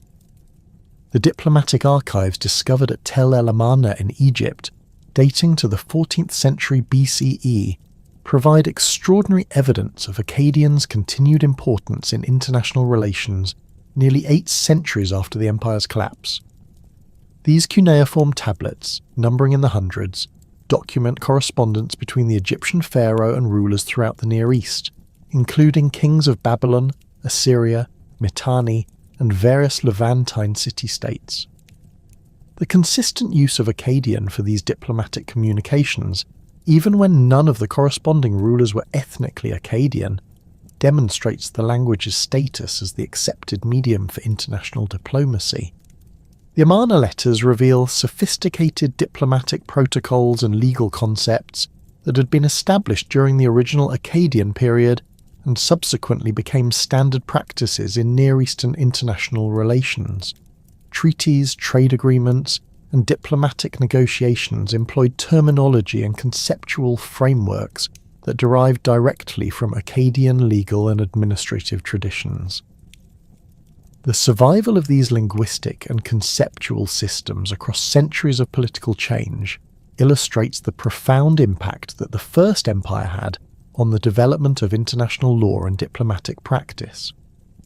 Archaeological discoveries at sites throughout the ancient Near East have revealed the remarkable geographic extent of Akkadian linguistic influence. Cuneiform tablets written in Akkadian have been found at locations ranging from Anatolia to Iran, from the Caucasus to the Arabian Peninsula, indicating the language's use in commercial, administrative, and religious contexts far beyond its original Mesopotamian homeland. The standardization of cuneiform writing systems that had been achieved during the Akkadian period enabled this linguistic spread while facilitating cultural exchange across diverse civilizations. The literary traditions that developed during the Akkadian period established narrative conventions and thematic frameworks that would influence Near Eastern literature for millennia. The Epic of Gilgamesh, though achieving its final form during later periods, incorporated narrative elements and literary techniques that had been pioneered in Akkadian, royal inscriptions and religious texts. The themes of heroic kingship, divine favour, and imperial destiny that characterize this foundational work of world literature reflect ideological concepts that had been systematically developed during the Akkadian period. Religious texts composed in Akkadian continued to be copied, studied, and adapted throughout the ancient Near East long after the empire's political collapse. Hymns, prayers, and mythological narratives originally composed during the Akkadian period provided models for subsequent religious literature while preserving theological concepts that influenced the development of Mesopotamian, Levantine, and Anatolian religious traditions. The goddess Ishtar, whose cult had been systematically promoted throughout the Akkadian Empire, became one of the most widely worshipped deities in the ancient world, with temples and devotees extending from India to the Mediterranean.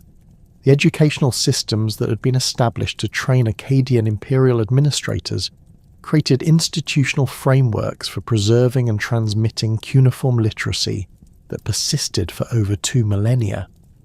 Scribal schools throughout Mesopotamia continued to teach Akkadian language and literature alongside local languages, creating multilingual educational curricula that enabled cultural continuity across political transitions. Archaeological excavations at educational sites have revealed school texts and practice tablets that demonstrate the systematic preservation of Akkadian literary works, legal formulas, and administrative procedures that had been developed during the imperial period. The rediscovery of Akkadian civilization by modern scholarship represents one of archaeology's most dramatic success stories, revealing a lost empire whose achievements had been largely forgotten until 19th century excavations began uncovering the material remains of this foundational civilization.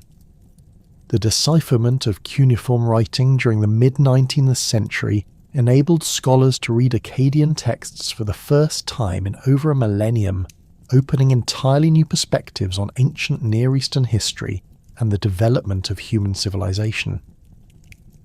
The pioneering excavations conducted by Paul Emile Botta at Khorsabad and Austin Henry Layard at Nimrud during the 1840s and 1850s first brought Akkadian material culture to European attention, though the excavators initially misidentified their discoveries as Assyrian, rather than recognizing the earlier Akkadian origins of many artistic and architectural traditions.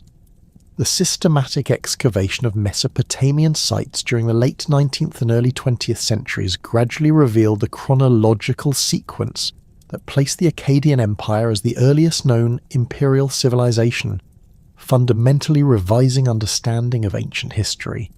The discovery of the victory stele of Naram Sin at Susa in 1898 provided dramatic visual evidence of Akkadian imperial achievements, while demonstrating the artistic sophistication that imperial patronage had fostered. This monument, along with other Akkadian sculptures and inscriptions discovered during subsequent excavations, revealed an empire whose cultural achievements matched its political innovations. The artistic techniques, iconographic programs, and propagandistic sophistication evident in these works established new appreciation for the complexity and refinement of early imperial civilization. Archaeological excavations at Tel Brak, conducted initially by Max Mallowan during the 1930s and continued by subsequent expeditions, revealed one of the most important Akkadian administrative centres outside the still unlocated capital of Akkad itself.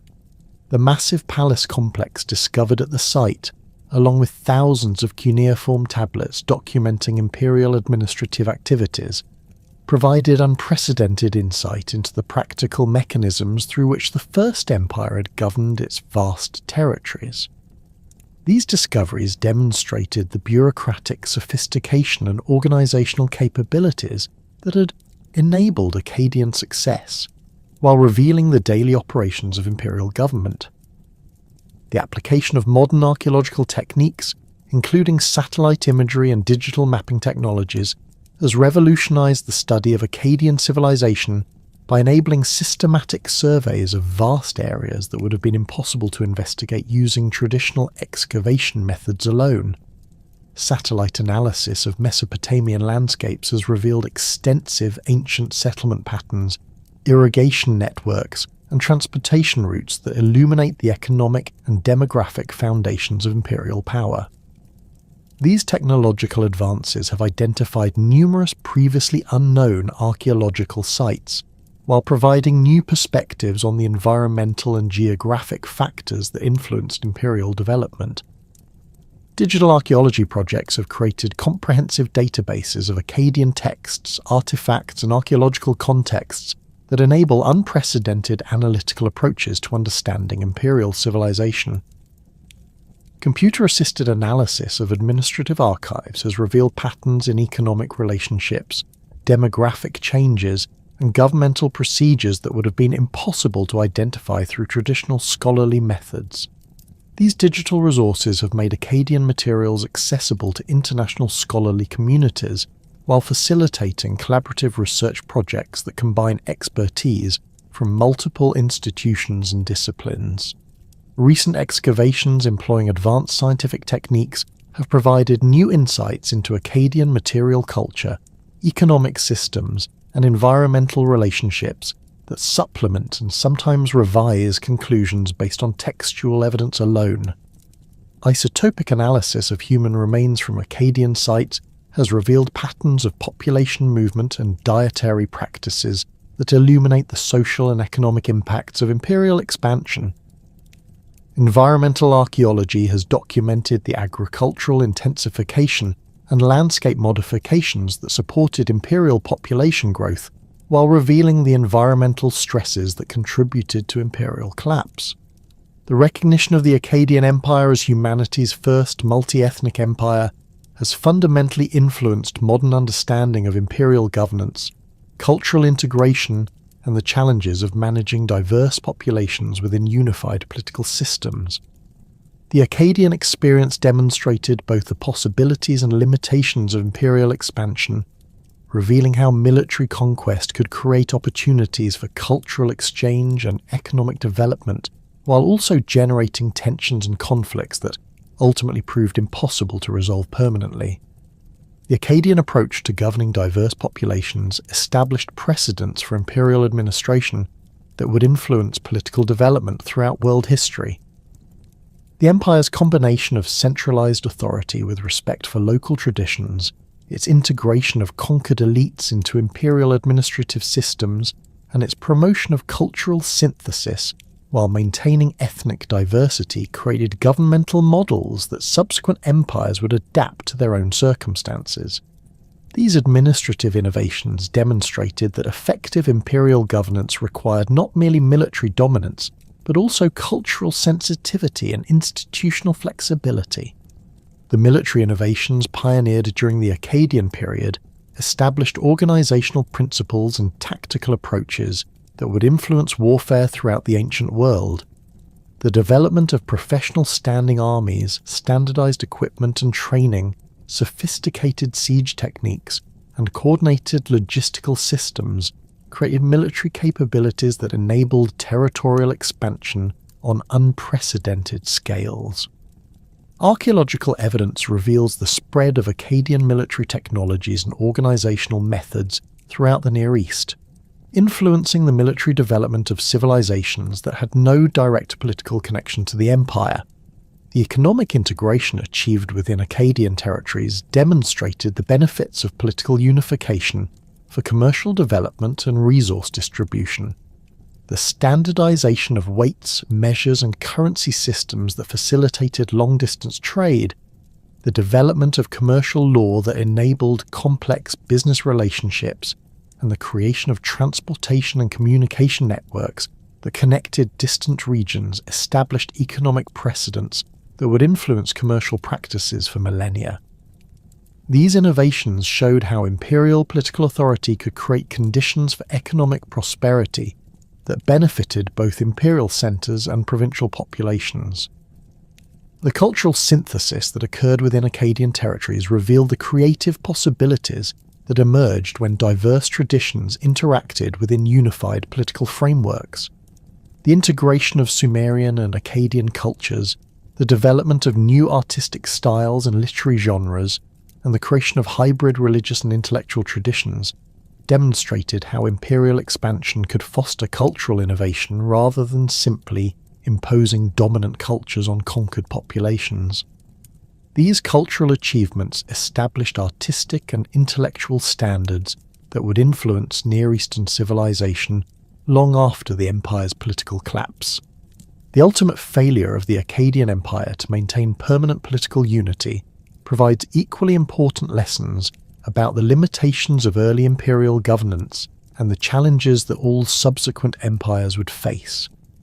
The environmental crisis that contributed to imperial collapse demonstrated the vulnerability of complex political systems to natural disasters beyond human control. The succession crises that plagued Akkadian rulers revealed the difficulties of maintaining stable governmental transitions within imperial systems. The rebellions and resistance movements that challenged imperial authority illustrated the ongoing tensions between central control and local autonomy that would characterize imperial governance throughout history.